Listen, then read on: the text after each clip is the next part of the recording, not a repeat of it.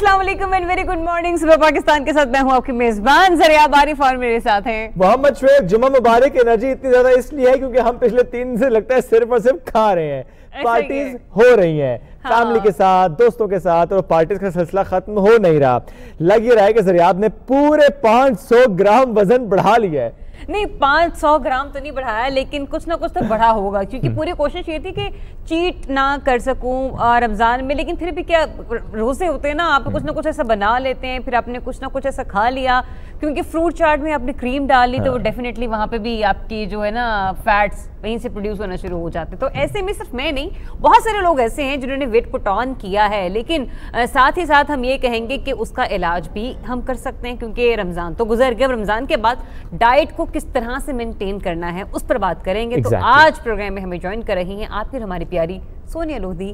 Welcome to the show. कैसी हैं आप? अस्सलाम वालेकुम and thank you so much. गुज़िश्ता ईद मुबारक। मुझे लगता है आज भी कुछ ईद का ही समय है सोनिया। मेरा 5-6 दिन और ईद का समय रहने वाला है। माशाल्लाह, आप इसी तरह हंसती मुस्कुराती रहें, इसी तरह आप, मैं कहूँगा एवर यंग। माशाल्लाह आप बहुत प्यारी हैं, बहुत प्यारी लगती हैं, बहुत प्यारी बातें करती हैं। हमेशा आपसे मिलकर पता चलता है सोनिया, जैसे स्टूडियो में तो एक अलग एनर्जी, अलग फील आती है। एग्जैक्टली। तो अल्लाह ये वाइब हमेशा कायम रखे। एक्चुअली आप लोगों की मोहब्बत है, सीरियसली। मतलब ये एनर्जी हर किसी को महसूस नहीं होती है, जो दिल से महसूस करना चाहते हैं उन्हीं को ये फील होती है। बस अल्लाह करे जी ये एनर्जी आपकी भी इसी तरह से बरकरार रहे। माशाल्लाह रूटीन थोड़ी सी बताइएगा सोनिया। हम देखते हैं आप माशाल्लाह शूट्स में बिजी हैं, इवेंट्स पे भी जा रही हैं, आपके अपने ज़ाहिर एंकरिंग भी है। थोड़े रमज़ान में उसको ब्रेक आपने थोड़ी ज़रूर दी, लेकिन उसके अलावा आपके सारे पेंडिंग काम चलते रहे। तो रमज़ान में थोड़ी सी टफ रूटीन रही, उसके बाद अब ईद पे 3-4 दिन खूब दबा के खाया है, या कि आप उस रूटीन को बरकरार रखे हुए हैं पहले वाली को, कि नहीं भाई अपने फिटनेस को नहीं छेड़ना? बेसिकली क्या है ना शोएब, मेरी हैबिट्स उस तरह की हो गई हैं, क्योंकि I am into fitness since like 10 years now I guess, उससे भी ज़्यादा।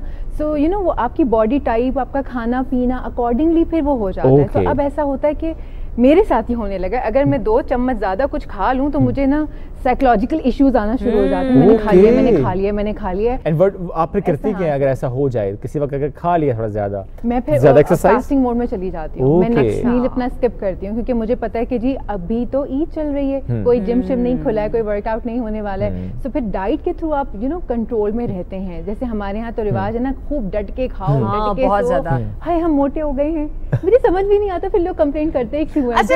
सुनिए वहाँ पे ये भी बड़ा मसला होता है, जैसे हम जैसे जो गरीब होते बेचारे, जो रहते शक्ल ही नहीं गरीब लोगों की, गरीब भी ना, अल्लाह ऐसा गरीब सबको करे, माँ सदके जाए, पियो मारी जाए। हाँ नहीं, मैं वो वाला गरीब नहीं कहना चाह रही, मैं वो वाला गरीब कहना चाह रही हूँ जो घर से दूर होते हैं बेचारे, ठीक है, जिनकी सहरी और अफ्तारियां दोनों एक जैसी होती है, जो कि सहरियों में भी जो है ना दाल चावल खा के गुजारा कर लेते कि हिम्मत नहीं हो रही। फिर जब वो घर जाते हैं तो उनका दिल करता है कि अम्मी ने जो बनाया ना वो खाएं आप, बहन ने जो बनाया वो खाएं आप। फिर थोड़ा सा वो 1-1.5 किलो तो फिर बढ़ ही जाता है ना मेरे ख्याल से। तो फिर वो कहाँ जाए, वो किधर गिरे जाके? देखिए जहाँ तक आपकी रूटीन का ताल्लुक है, तो आपका ये तो फॉर द टाइमिंग है ना, ठीक है। उसके बाद अम्मी के बाद आप वापस यहीं आ जाएंगे, फिर ईद के बाद वही वाली रूटीन आप फॉलो करना शुरू हो जाते हैं, काम काम काम एंड काम। सो उसमें आपको पता होता है कि आपको कितनी कैलोरीज रिक्वायर्ड हैं, तो वो फिर आप मेंटेन करने लग जाते हैं। अब जैसे मुझे पता है कि जी, या मेरे जैसे और बहुत सारे ऐसे लोग जिन्हें पता है कि जी 3 दिन ये ईद के हैं, अभी आप खा लें, उसके बाद 4th डे से आपको स्ट्रिक्ट डाइटिंग पे चले जाना है। वही फास्टिंग मोड आपका ऑन हो जाएगा, 12 घंटे कुछ नहीं खाना है, फिर थोड़ी सी विंडो आपने दे दी अपने स्टमक को। सो अगर ये वाली सोच हम रखें, अगर ये जो फिटनेस है हम लाइफस्टाइल बना लें, तो हमारे लिए बहुत आसान हो जाएगा। दुनिया का कोई न्यूट्रिशनिस्ट, डाइट्रिशियन, कोई डॉक्टर आपको मोटिवेट नहीं कर सकता।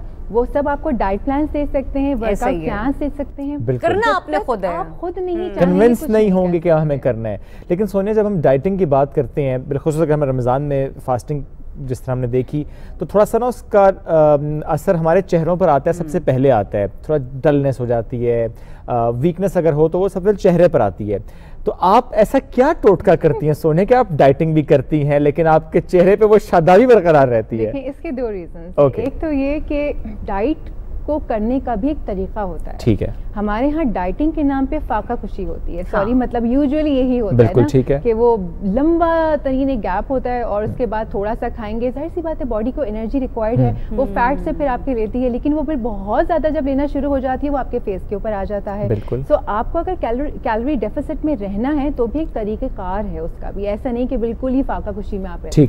और उसका दूसरा कि आप पॉजिटिव रहें, खुश रहें। ये वैसे मैं कहती हूँ सबसे बेहतरीन टोटका है, जब जितना आप खुश रहेंगे ना, जितना आपका फेस आपका अंदर खुश होगा, मैं कहती हूँ हर चीज बैलेंस हो जाएगी। जैसे आपने गरीब वाली बात की, हम कैसे हमने कह के लगाया, उसके बाद हमने छोटा सा मोमेंट एंजॉय किया। एग्जैक्टली, तो छोटे छोटे मोमेंट्स एंजॉय करने चाहिए। चेहरों से मामला जरा बालों की तरफ लेके जाते हैं। माशाल्लाह बाल भी बहुत अच्छे हैं आपके, तो बालों के लिए कुछ खास करती हैं आप?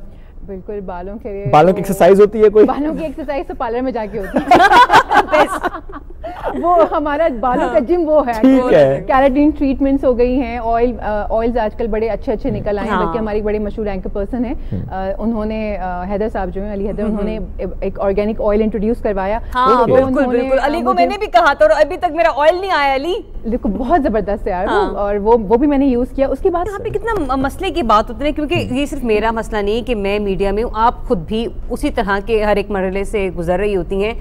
आपको डेली बेसिस पे कुछ ना कुछ अटेंड करना है। अपने शोज अगर आपने खत्म कर लिए तो कहीं पर या तो आप किसी कॉर्पोरेट इवेंट को होस्ट कर रहे हैं या तो कहीं पर आप ऐसे गेस्ट हैं, तो आपके पास वो ऑयलिंग का टाइम, इन सब चीजों का टाइम बहुत मिनिमल रह जाता है।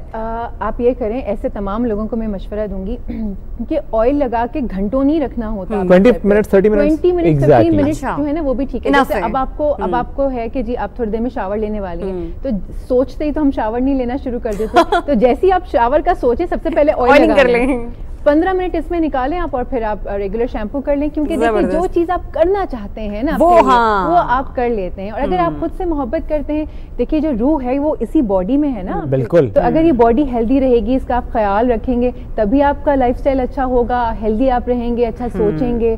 तो सबसे पहले अपने आप से मोहब्बत। अच्छा सुनिए, ये जो हम सप्लीमेंट्स यूज करते हैं और जो टैबलेट्स भी यूज करते हैं अपने बालों के लिए, नाखूनों के लिए, कितनी इफेक्टिव होती हैं, कितनी जल्दी इनके रिजल्ट्स आते हैं या कितना टाइम लगाते हैं, और कितनी इंपॉर्टेंस है इनकी?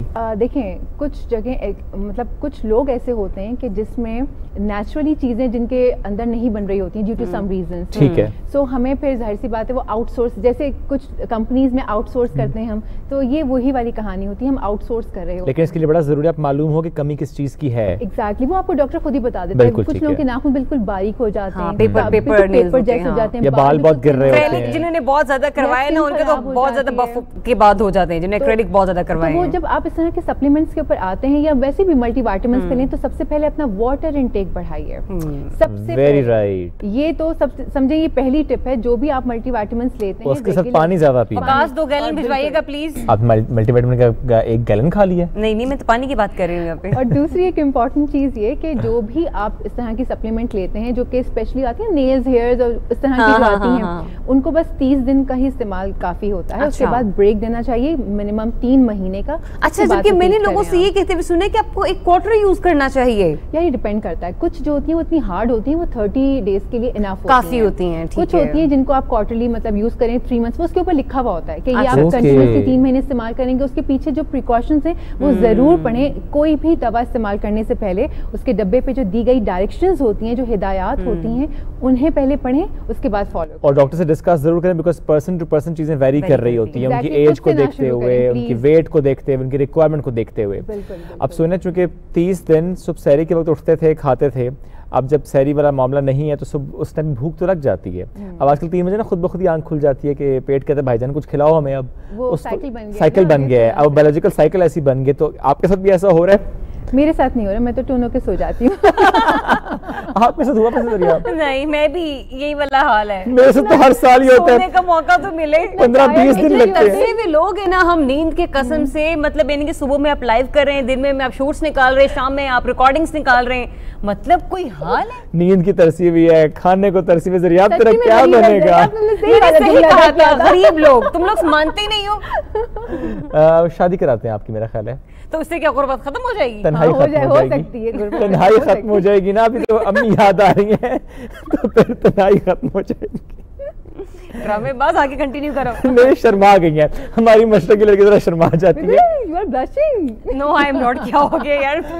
अच्छा वैसे अब ईद के बाद शादी सीजन भी ऑन हो जाता है। हाँ, ये तो उसकी बात कर लेते हैं ना, जरा आपकी शादी से जरा बाहर निकल आते हैं, जो शादी में जाने वाली बात है वो कर लेते हैं। अब जरा ईद के बाद शादी सीजन, बहुत ज्यादा इवेंट्स हो रहे होते हैं, तो उसमें आप तो देखें कंट्रोल कर लेती हैं, हमसे नहीं होता कंट्रोल। हम तो जाते हैं और मैं जरा तो पूरी वीडियोस बनाते हैं, ये भी खाना है, ये भी खाना है, ये भी खाना है, ये भी खाना है। अच्छा लेकिन बाज़ औक़ात खाने से ज्यादा सोनिया की भी मैंने इंस्टाग्राम स्टोरीज बहुत देखी हैं, जो आपके पास है ना, क्योंकि वो इतना प्यारा तरीके से उन्होंने डेकोरेट किया होता है, आपको दिल करता है आप उसकी लाजमी स्टोरी बनाओ, क्योंकि आधा पूरा तो उसी में हो जाते हो। फिर आप इनवाइटेड भी होते हैं ना, पीआर आपको आया हुआ होता है, तो ये आपकी आपको करना ही होता है। बिल्कुल, चाहे आप ना कुछ खा के उठे, खजूर खा के आ जाए, लेकिन वो आपकी रिक्वायरमेंट होती है कि वो आपको स्टोरीज तो डालनी ही है। बिल्कुल ऐसे ही है। लेकिन आप यकीन कीजिए, मैं पूरे रमजान इन्वाइटेड थी थ्रू आउट, मैं कहीं पे भी जाके सहरी कर सकती हूँ, कहीं जाके इफ्तार कर सकती हूँ, लेकिन मैं नहीं जाती थी। हार्डली शायद मैं कहीं गई हूँ, क्योंकि मुझे इतना, एक तो मैं खाने पीने का शौकीन इंसान नहीं हूँ, दूसरा चीज़ कि मैं बहुत ही सिलेक्टिव हूँ। आप खाए पिए बगैर खुश कैसे रहती हैं सोनिया? नहीं खाती हूँ, मतलब क्वालिटी फूड खाती हूँ, मतलब क्लीन फूड। ये हमारे वाला ही सवाल है जो अक्सर लोग हमसे पूछते हैं कि आप तो क्या कहते हैं, क्या वजह है? और मैं भी यही बताती हूँ कि मैं हेल्दी खाती हूँ, जिसे आप लोग डाइटिंग कहते हैं ना, क्वालिटी। हाँ, क्वालिटी फूड है, बिल्कुल ऐसे। अभी जैसे आपने कहा कि शादी सीजन आने वाला है, तो जो ब्राइड टू बीज होती हैं वो बहुत ज्यादा कॉन्शियस हो जाती हैं, अगले पिछले जो 6 महीने होते हैं उधर से ही डाइटिंग शुरू हो जाती है। सो ऐसी जितनी भी बच्चियां और बच्चे जो हजरात जिनकी शादी होने वाली है, प्लीज जो भी अपने फिटनेस पे ध्यान देना चाहते हैं वो अपने एक किसी ट्रेनर को रख के, खुद से ना करें प्लीज़, ट्रेनर के ज़ेरे निगरानी अपनी फिटनेस को देखें, क्योंकि जो लोग खुद से कर रहे होते हैं शादी के दिन, सारे उनके फेस से जो एनर्जी और जो एक बशाशत होनी चाहिए। अच्छा यहाँ पे एक क्वेश्चन है, one of my very very very good friend and is very due to me. यार वो बेचारा ना डेली रमज़ान में उसने एक रूटीन बनाई कि ना मैं अफ्तारी से ना आधा घंटा पहले निकल के तो वॉक शॉक कर आया करूँगा और पकौड़े शकौड़े भी खाऊंगा, जरा भाई प्रॉमिस नहीं खाऊंगा। मैंने कहा चल देखते हैं कि क्या होता है। बड़ा पुराना दोस्त, उसको एंड पे गुस्सा ये है शुएब कि मैंने ये सब कुछ कर लिया, इसके बाद मेरा जरा सा भी वजन कम नहीं हुआ, वही का वही है, बॉडी प्लेटो में चली जाती है, स्टक हो जाता है। एट टाइम्स ऐसा होता है कि आपका जो बॉडी का मैकेनिज्म होता है वो, क्योंकि आप इतनी रूटीन में उसको, एक बॉडी जो है ना बड़ी चालाक है, बड़ी चालाक है, तो बॉडी को ना डिफरेंट तरीकों से टारगेट करना पड़ता है। जैसे मैं भी टारगेट करती हूँ, मैं मंथली अपना प्रोग्राम चेंज कर देती हूँ। बॉडी को पता होता है कि 30 आप सॉफ्टवेयर चेंज कर देती हैं, इसका मतलब है? बिल्कुल यही, ये देखिए ये बड़ी एक ट्रिक है, अगर आप ये समझ जाए ना अपनी बॉडी को खुद आप कंट्रोल कर सकते हैं। एक बात याद रखिएगा, दिमाग हमारे अंदर लगा है, हम दिमाग में नहीं लगे। तो ये हमारे कंट्रोल में होना चाहिए, ना कि हम दिमाग के कंट्रोल। यानी सॉफ्टवेयर अपडेट होना बहुत जरूरी है। एग्जैक्टली, तो अपडेट्स जो है तो ये जैसे कि आपने कहा कि अभी जो आपने कहा कि जो वेट रिड्यूस ही नहीं हो रहा होता, तो बॉडी को पता था कि जिसने ये खाना है, यही वर्कआउट करना है, ये खाएगा फिर यही वर्कआउट करेगा, इसकी यही रूटीन है। उन्होंने उस रूटीन को तोड़ा नहीं बेसिकली। अब एक मंथ आप एक रूटीन अपनाएं, वेरी नेक्स्ट मंथ आप उसको थोड़ा सा चेंज करें, अपना खाना पीना भी चेंज करें। मतलब ये रिडक्शन के बजाय वो मेंटेनेंस पे रहा, आपका वेट जो था वही मेंटेन होता रहा। क्योंकि जो खा रहे थे वो, जो कैलोरीज उनकी इनटेक कैलोरी का जो था, जैसे समझे फॉर एग्जांपल वो 200 खा रहे थे, लेकिन वो जो बर्न कर रहे थे शायद वो बहुत ही मिनिमम था, क्योंकि वो खा ज्यादा रहे, बर्न कम हो रहा है, तो वो स्टॉक आ रहा था और कंटिन्यूअसली सेल नहीं लग रही थी, स्टॉक था, वो भर रहा था। तो मैं ये क्लिप भेजूंगी बेटा रिकॉर्ड करके। तो आप जितना खा रहे हैं ना उतना आपको बर्न भी करना है, तभी तो आपका वेट जाएगा। और वेट जाता जब आप कैलोरी डेफिसिट में रहते हैं, मतलब आपको अगर 1000 कैलोरीज रिक्वायर्ड हैं तो आप 700 के करीब खाएं, क्योंकि अल्लम कल्लम ऊपर से आ ही जाता है, कसम से छोटा मोटा कहीं ना कहीं चढ़ ही लेते हैं। सो ये जरा सा मेंटेन अगर आप रखें अपनी कैलोरीज को, तब आप जरा अच्छे से। अच्छा वैसे ये वाले ना मसाइल वहाँ पे भी बड़े होते हैं जब आपको खुशकिस्मती से बड़े अच्छे पड़ोसी मिल जाएं, कहीं ना कहीं कुछ वो भी खाने को भेज देते हैं, कुछ आपने बनाया हुआ होता है, तो कभी वो कहते हैं ना कि भी हम इसको देखते हैं तो कभी उधर देखते हैं, समझ ही नहीं आती कि खाना क्या। ये तो हमारे साथ भी हुआ ना सर, आप कल दोपहर को जब हम खाना खाने गए थे, समझ नहीं आती कि ये छोड़े कि वो छोड़े। अच्छा वैसे वाकई में आपने भी जैसे कहा ना कि आपने भी बहुत सारे पीयर्स वगैरह अटेंड की, क्योंकि ये इस पे भी हम किसी दिन एक प्रॉपर एक सेगमेंट रखेंगे कि आया कि हमारी ये जो मार्केटिंग हो रही है, अब जिस तरह इसमें ब्लॉगिंग, पीआर होना और ये व्लॉगिंग, ये कितना मैटर करता है, आने वाले दिनों में इंशाल्लाह प्लान करेंगे, आप लोगों से डिस्कस करेंगे। लेकिन बहुत सी जगह ऐसी थी जहाँ पर मेन्यू इतना अच्छा नहीं था बुफेस का, और एक दो जो हम जहाँ पर गए वहाँ तो मैं कहती हूँ ऐसा लग रहा था जैसे जन्नत का नजारा है सोनिया, कसम से समझ नहीं आ रही थी कि क्या खाएं और क्या ना खाएं? नहीं, ऐसा होता है एट टाइम्स। और देखें, ज़्यादातर जिनके खाने अगर अच्छे नहीं भी थे वो भी शायद रोज़े से होते हैं, तो इतना चखना वगैरह नहीं हो पाता है, थोड़ा सा ये भी एक मसला होता है। दूसरा कि जो क्या खाएं और क्या ना खाएं, तो वहाँ जाके आप सब थोड़ा थोड़ा सा ले लीजिए। सबसे पहले जो आपकी प्रायोरिटी वो प्रोटीन होना चाहिए। आप देखें कि गोश्त कहाँ है उसके अंदर, और गोश्त में भी बीफ कहाँ है। बीफ फिश है तो फिश कहाँ है, फिश ग्रिल्ड है क्या, वो बेक्ड है या वो फ्राइड है। उसमें से आप देखें जी वो फ्राइड है तो थोड़ा सा उसको छोड़ दें, फिर जरा बीफ पे देखें। मतलब ये थोड़ा सा जहन बनाकर आप अपनी प्लेट बनाइए खाने से थोड़े से देर पहले। अच्छा, हम जहन कैसे बनाते हैं? आज मैं ना ये राज अफशा कर रही हूँ आप लोगों पे। बस अल्हम्दुलिल्लाह मेरा को होस्ट बहुत अच्छा है, अल्लाह ताला से सलामत रखे। हम दोनों ही केमिस्ट्री इतनी स्ट्रांग है ना, ये बताइए क्या आप, मैंने ये ट्राई कर लिया मत खाना अच्छा नहीं है, अच्छा शेम, अच्छा चलो ठीक है, फिर मैंने ये डाला तो मेरे से खा लेना, अच्छा तो फिर तुम जा रही हो, नहीं मैं जा रहा हूँ, अच्छा फिर ठीक है शेम अपने लिए लाओगे तो मेरे ले लिया ना। हम दोनों का ये जबरदस्त, ये भी ठीक है। जैसे कि हमने पास्ता, मैंने कहा जरा पास्ता तो जरूर खाना के बहुत अच्छा है। एकदम। और एकदम हमारे प्रोड्यूसर भी हमारे साथ ही थे, हमारे रिसर्चर हैं फयाज, तो कहते हैं आप ये रायता मत डालना, इसमें नमक बहुत ज्यादा है।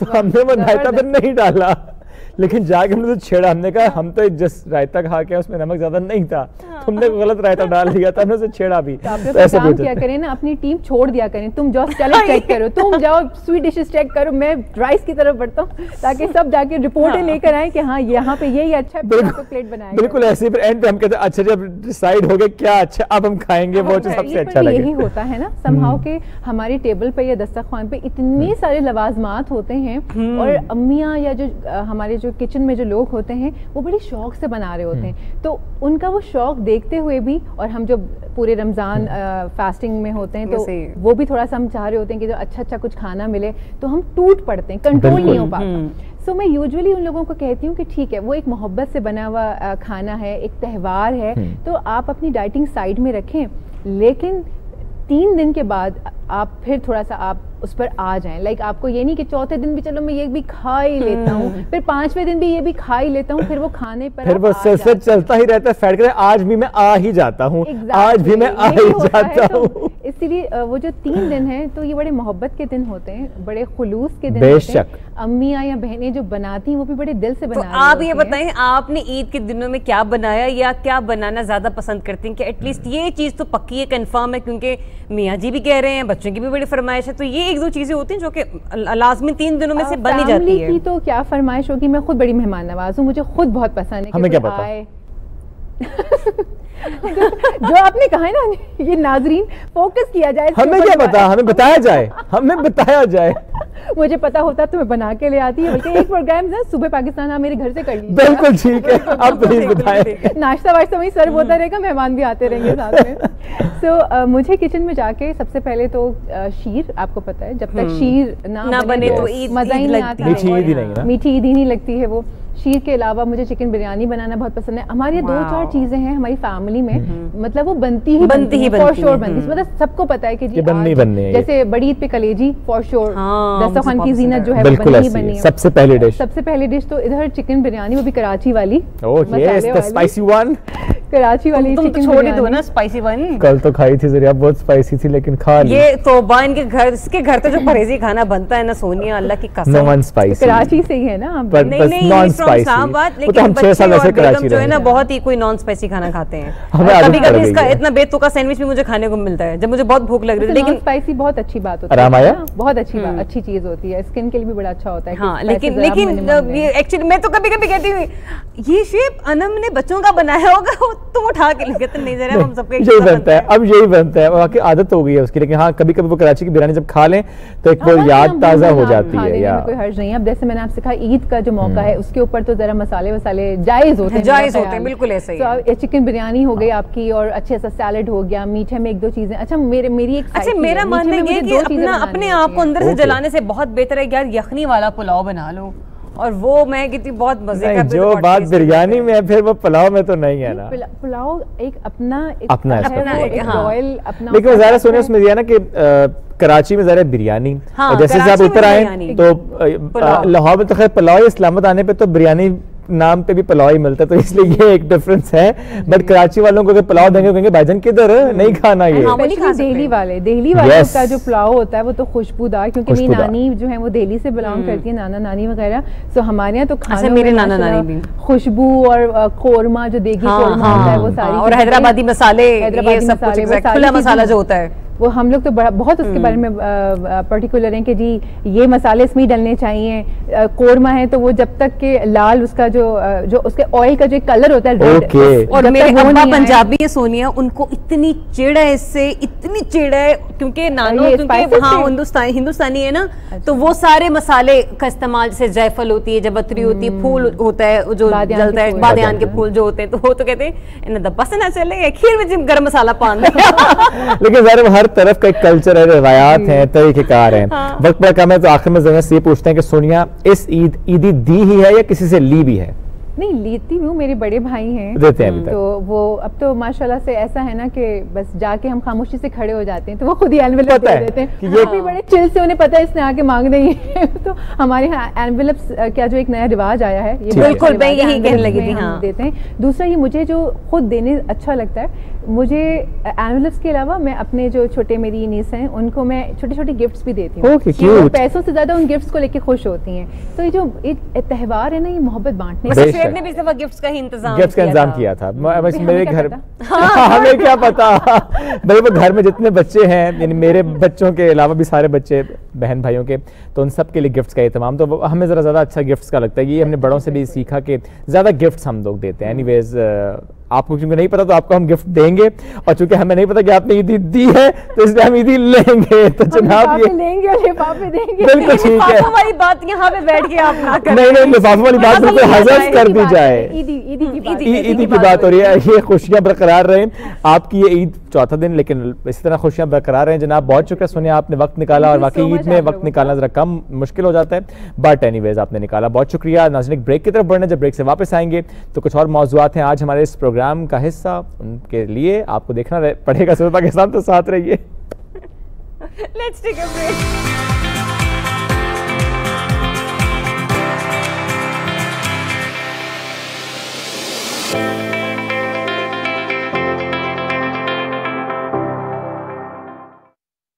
Welcome back after the break. नाजरीन आज हमारे पास बड़ी ज़बरदस्त दो खूबसूरत सी कहानियां हैं। एक कहानी ऐसी है जिसके लिए मैं जुमला ये कहूँगा कि अक्सर हम सुनते कि तालीम हासिल की फिर तदरीस के शोबे से वाबस्ता हुए, इन्होंने बिल्कुल इसका उलट किया। पढ़ा रही थी, पढ़ाना छोड़कर दोबारा पढ़ने पर तरजीह दी। ये कहानी है उस खातून की जो पढ़ाती तो थी एक यूनिवर्सिटी में एज ए प्रोफेसर, लेकिन उन्होंने कहा नहीं, कुछ ऐसा करना है मुझे, और उन ख़वातीन के लिए करना है जो अंडर प्रिविलेज्ड इलाकों से हैं। करना है कुछ ऐसा बच्चियों के लिए कि वो स्टेम एजुकेशन की तरफ आएँ। सोचा ये कि पाकिस्तान को अगर आगे लेकर चलना है तो जो 51% ऑफ द पॉपुलेशन है दैट कंप्राइजेस ऑफ वुमेन, इनको एम्पावर करना है। और सिर्फ एक उस खातून को एम्पावर नहीं करना जो शायद कोई काम कर रही है घर में, किसी इलाके में, किसी गांव देहात में, उस छोटी सी बच्ची को भी पहले इस दिन से ये सिखाना, बताना है कि तुम्हें भी वो अपॉर्चुनिटी मिलनी चाहिए जो आजकल हम दुनिया में डिजिटल वर्ल्ड में देखते हैं। इमर्जिंग टेक्नोलॉजीज़ का जिस तरह हसूल है, उस तरह बच्चों को मौके मिले, उस पर फोकस किया और फिर काम किया। कहाँ किया, किस इदारे ने ताउन किया, इस पर बात करने से पहले एक और कहानी है जो कि ये आपको बताएंगे। बिल्कुल, और वो कहानी भी बड़ी इंटरेस्टिंग है, बड़ी ही बेमिसाल है, क्योंकि वो एक अपनी नौयत की बड़ी एक इंटरेस्टिंग और बड़ी एक ऐसी अलग सी स्टोरी है कि जो कहते हैं एक मसला हमारे जहनों में होता है कि इस पे काम होना चाहिए, इस पर बात होनी चाहिए, लेकिन कोई स्टेप नहीं लेता उस पर, कोई इनिशिएटिव नहीं लेता उसके ऊपर कि इस पर काम होना चाहिए, ये इसको किस तरीके से आइडियलाइज किया जाए। ये विजुअल कॉन्सेप्ट में तो हमारे पास है, लेकिन इसमें प्रैक्टिकली काम कैसे होगा। तो यहाँ पर भी मेरे पास बिल्कुल एक ऐसी बड़ी प्यारी सी कहानी है जिसमें एक माने कह लीजिए कि लड़की जिसने देखा कि माशरे के मसाइल कुछ ये भी हैं। मतलब हम क्या कहते हैं दरसो तदरीस का अमल तो जारी रखे हुए हैं, लेकिन इसको पढ़ लिखने के बाद भी कहीं ना कहीं हम सोसाइटी में लैग कर रहे हैं। हमारे पेरेंट्स बाज़ वक़्त परेशान होते हैं, बच्चियों के रिश्तों के हवाले से रिश्ते हो जाते हैं, तो किस तरह से किस बजट में हमने उस शादी को अरेंज करना है, माहौल क्या होना चाहिए, वेन्यू क्या होना चाहिए, जगह कौन सी होनी चाहिए, कपड़े कैसे होने चाहिए। लड़के वाले भी उतना ही परेशान होते हैं वैसे। बिल्कुल होते हैं, बिल्कुल होते हैं, क्योंकि क्योंकि लड़के वालों की तरफ भी बहुत परेशानी होती है, उनकी भी कोशिश यही होती है कि आने वाली जो बहू है घर में, भाभी है घर में या बीवी है घर में, उसके उन तमाम ख्वाहिशात का ख्याल रखा जाए कि उसने किस सैलून से तैयार होने हैं, हमारे बजट में रहते हुए वो किस अच्छे पार्लर में जा सकते हैं। क्योंकि बाज़ औक़ात लड़कियां अपने इस पर्सनल डे को लेके बड़ी ही, जिसको कहते हैं ना, उतावली होती है। वैसे तो मैं खुद भी हूँ, लेकिन फिर भी वो कहते हैं ना कि बाज़ औक़ात आपके अच्छे एक्सपीरियंसेस नहीं होते हैं। आपने फोटोज में कुछ और देखा होता, आपको एक्सपीरियंस कुछ और होता, फिर जो आपने पैसे जमा कर रखे होते हैं अपने, छोटे छोटे सी लड़कियां तो कमेटियां भी डाल देती हैं यार, ठीक है ना, तो वो सारी की सारी मलिया मेट हो जाती है। लड़के भी डालते हैं, लड़के भी डालते हैं। मैं बिल्कुल लड़कों को निगलेक्ट नहीं कर रही हूँ, लेकिन लड़कियों की शादी, लड़कियों की तैयारी, अच्छा लड़के और लड़कियों की शादी, शेरवानियां कौन सी सस्ती है, हमने भी सैलून पे जाना है, हमने भी हॉल बुक कराना है। फिर ऐसा करते हैं, इन तमाम सवालों का जवाब ना हम उनसे ले लेते हैं कि क्या सिर्फ लड़कियों की परेशानियों को उन्होंने दूर किया या फिर लड़कों की परेशानियों का भी ज़ाला निकाला है। देखा मैंने कैसा मुकदमा लड़ा फिर आपका। और अब ये देखते हैं कि जो वकील आपने किया वो किस हद तक आपके मुकदमे को जीत पाती है। ठीक है, तो जरा तारुफ करवा देते हैं आपसे। हमें ज्वाइन किया है इज़ा जमान ने। इज़ा, थैंक यू सो मच और गुज़िश्ता ईद मुबारक आपको, और साथ ही साथ मंजिल मकसूद, कितना प्यारा नाम है ना, आप भी अपनी मंजिलों की जानिब बढ़ती रही और इस माशरे की इस्लाह करती रही। तो क्यों ना पहले मंजिल से स्टार्ट करते हैं। मंजिल मकसूद से बात करते हैं। बहुत शुक्रिया, सबसे पहले तो आपने वक्त निकाला। थोड़ा सा प्लीज बताइएगा इस जर्नी का आगाज कैसे, और मैंने दुरुस्त कहा कि आपने पढ़ाना छोड़कर पढ़ने को तरजीह दी? जी बिल्कुल। And that was a tough decision? That was a tough decision, बिल्कुल। और ये कैसे, what was that decisive moment for you? मैंने हमेशा या तो पढ़ा है या पढ़ाया है all my life. This is the first time that I have delved into the world of entrepreneurship myself, and it's very challenging, it's such an adventure. बहुत अच्छा लगता है इसमें। लेकिन एक वजह थी, एक बहुत बड़ी वजह थी जिसकी वजह से मुझे यूनिवर्सिटी में पढ़ाना छोड़ना पड़ा। वो वजह ये थी कि मैंने ये देखा कि जब यूनिवर्सिटी में नए स्टूडेंट्स आते हैं तो उनको जो स्कूल के कॉन्सेप्ट्स हैं वही नहीं उनको पता होता। बच्चों को ये नहीं पता होता है कि गर्मियों में सूरज और ज़मीन का आपस में क्या रिलेशनशिप होता है, ज़मीन और सूरज कहाँ कहाँ होते हैं, सर्दियों में कहाँ होते हैं। हमेशा उल्टा जवाब देते हैं। बच्चों को 2 तारें जोड़कर एक छोटा सा LED बल्ब नहीं जलाना आता। सो इस किस्म की चीज़ें जो कि स्कूल में आनी चाहिए थी वो नहीं आती यूनिवर्सिटी वाले बच्चों को। So I spent about 3-4 years at नस्ट, जहाँ पे मैं पढ़ाती थी, और उधर मैंने ये चीज़ें ऑब्ज़र्व की बच्चों के उसमें। और फिर हमने, मेरी एक टीम थी, स्टूडेंट्स की टीम थी, मैं मास्टर्स के स्टूडेंट्स को पढ़ा रही थी, तो हमने कहा कि आप रिसर्च करें दुनिया में क्या क्या पढ़ाया जाता है फाउंडेशन ईयर्स में बच्चों को, पहली जमात से लेके 12वीं जमात तक, जिसके बाद वो यूनिवर्सिटी जाते हैं, क्या पढ़ाया जाता है और हमारे में ऐसा क्या है जो कि कमी है। जी, कंपेयर करवाया पूरी दुनिया में। ये नहीं है कि जी सिर्फ अमेरिका को लिया, America is not the standard, हमने पूरे थ्रू आउट द वर्ल्ड सारे कॉन्टिनेंट्स कंट्री को भी देखा, यूरोप को भी देखा, म्यांमार का देखा, हमने नेबर्स को भी देखा, साउथ एशियन कंट्रीज को भी देखा। मैं टॉपिक से हट जाऊंगा, लेकिन चूंकि आपने बड़ी इंटरेस्टिंग बात करी, थोड़ा सा प्लीज अगर क्विकली आप उसका एब्स्ट्रैक्ट शेयर कर सकें, क्या था उसका? जी, एब्स्ट्रैक्ट ये है कि हमारे यहाँ में ऐसी बात नहीं है कि हमारा करिकुलम बुरा है, ठीक है, हमारा जो पढ़ाने का तरीका है और हमारी जो किताबें हैं वो क्वेश्चनेबल हैं, जो हम कंटेंट देते हैं वो क्वेश्चनेबल है। That is not interactive with the children. वो बच्चों से बात नहीं करती हैं, बच्चों को इंटरेस्ट नहीं देती हैं, बच्चे खुश नहीं हैं। जब बच्चे खुश नहीं होंगे तो दिमाग, बोरिंग क्लास होती है। एग्जैक्टली ऐसा ही है। और इतने बोरिंग होते हैं बच्चे, आपको मैं तस्वीरें दिखाऊं आप खुद परेशान हो जाएंगे। ये क्लासरूम में बच्चे बैठे हुए हैं, बिल्कुल बोरियत। और जब बोरियत होती है तो आपका दिमाग बिल्कुल सोना जाता है। जब आप खुश होकर काम करते हैं तो आप इंगेजमेंट होती है और आपके न्यूरॉन्स फायर करते हैं। जब आपके न्यूरॉन्स फायर करते हैं तो कनेक्शंस बनती हैं ब्रेन में, और जब कनेक्शंस बनती हैं तो फिर आपकी लर्निंग होती है, और वो लर्निंग लॉन्ग टर्म लर्निंग होती है। So this is very basic cognitive science में आपको ये चीज़ पता लगेगी। सो हमने ये देखा कि बाहर के मुल्कों में जो कंट्रीज़ सक्सेसफुल हैं उन कंट्रीज़ में हैंड्स ऑन एजुकेशन को बड़ा प्रमोट किया जा रहा है कि हाथ से काम करो, हाथ से काम करो, बना के देखो खुद। हम लोग क्या कहते हैं, एक तस्वीर दे देते हैं और साथ एक टेक्स्ट दे देते हैं, और हमारी रिक्वायरमेंट ये होती है कि बच्चा तस्वीर को भी रट ले, टेक्स्ट को भी रट ले, रट्टे को प्रमोट एग्जैक्ट। उसमें एग्जाम में आपने उसी तरह जवाब देना है, जिसका जवाब बिल्कुल किताब जैसा होगा, 10/10 उसका, 100/100 आगे, एंड देन प्रमोट।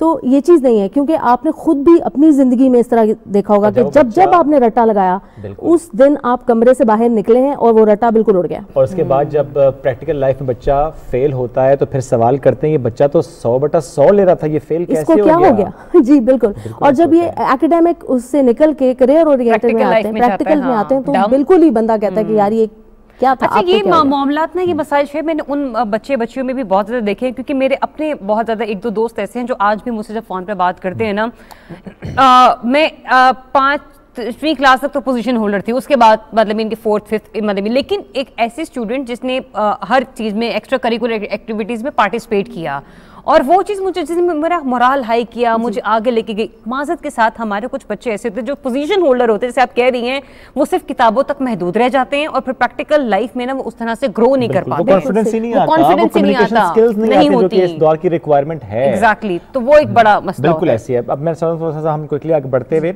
अब आपकी आई थिंक जो काम कर रही हैं उसमें 2 हमें शूट्स नजर आती हैं, एक आप तालीम के लिए काम कर रही हैं और एक आप एंटरप्रेन्योर्स खवातीन के लिए काम कर रही हैं, थोड़ा सा दोनों को एक्सप्लेन भी कीजिएगा।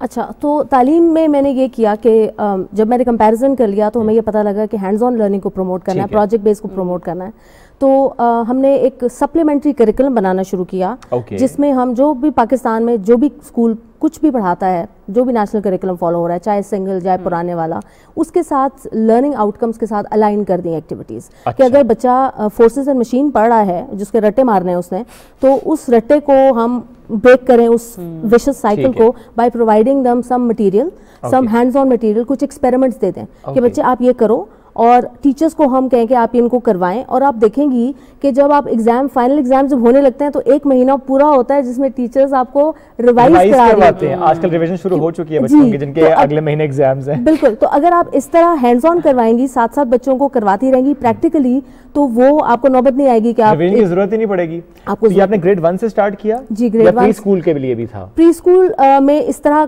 क्योंकि फॉर्मल एजुकेशन नहीं होती, तो ग्रेड 1 में फॉर्मल स्टार्ट हो जाता है। जी, ग्रेड 1 से पहले ग्रेड 5 किया, फिर 5 से 8 किया, अभी हम 9th और 10th को भी हम देख रहे हैं, उसके अंदर इंशाल्लाह करेंगे। तो पूरा क्लास 1 से लेकर क्लास 10 तक के बच्चे हैं, उनकी जिंदगियां आसान होने वाली हैं और उनके लिए मंजिल मकसूद का सारा प्लान एग्जीक्यूट हो रहा है। अब एंटरप्रेन्योर्स की तरफ आ जाते हैं। इसमें एक और चीज़ मैं बताना चाहूँगी कि जब कोविड आया तो उसमें हमने ये देखा कि स्टैंड स्टिल हो गई पूरी दुनिया, और बच्चों को हम फोर्स कर रहे हैं कि वो ब्रॉडकास्टिंग टीवी के सामने बैठ जाएं, और फिर कुछ भी नहीं है, स्क्रीन टाइम हमने बढ़ा दिया। तो इसमें हमने ये सोल्यूशन निकाली कि हम कुछ डू इट योरसेल्फ या DIY स्टेम किट्स बनाते हैं, ठीक है, इन्हीं बच्चों के लिए, जो कि हम इनके घरों में पहुंचाएंगे। वो हमसे खरीदें, नॉमिनल कॉस्ट से घरों में उनको पहुंचाए, तो जो वो स्कूल में पढ़ रहे हैं या अगर नहीं भी पढ़ रहे तो they get to learn a lot of projects. खुद से हाथ लगाएंगे, पता होगा उन्हें कि काम कैसे करेगा, किस तरीके से फॉर्मलाइज करेंगे हम इन्हें। आलू से आप तारे लगा के आप एक बत्ती जला सकते हैं।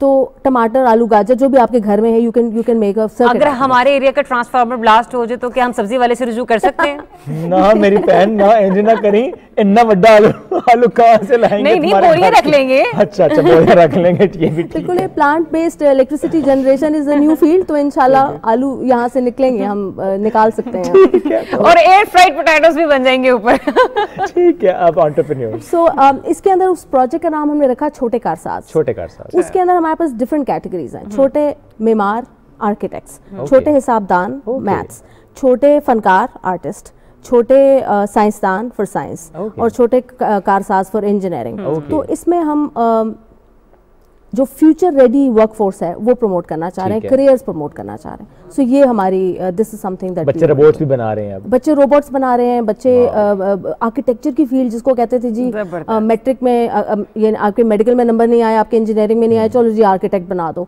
तो हम इन चीजों से निकलना चाह रहे हैं। हम पहले ही love for making and doing and love for future ready.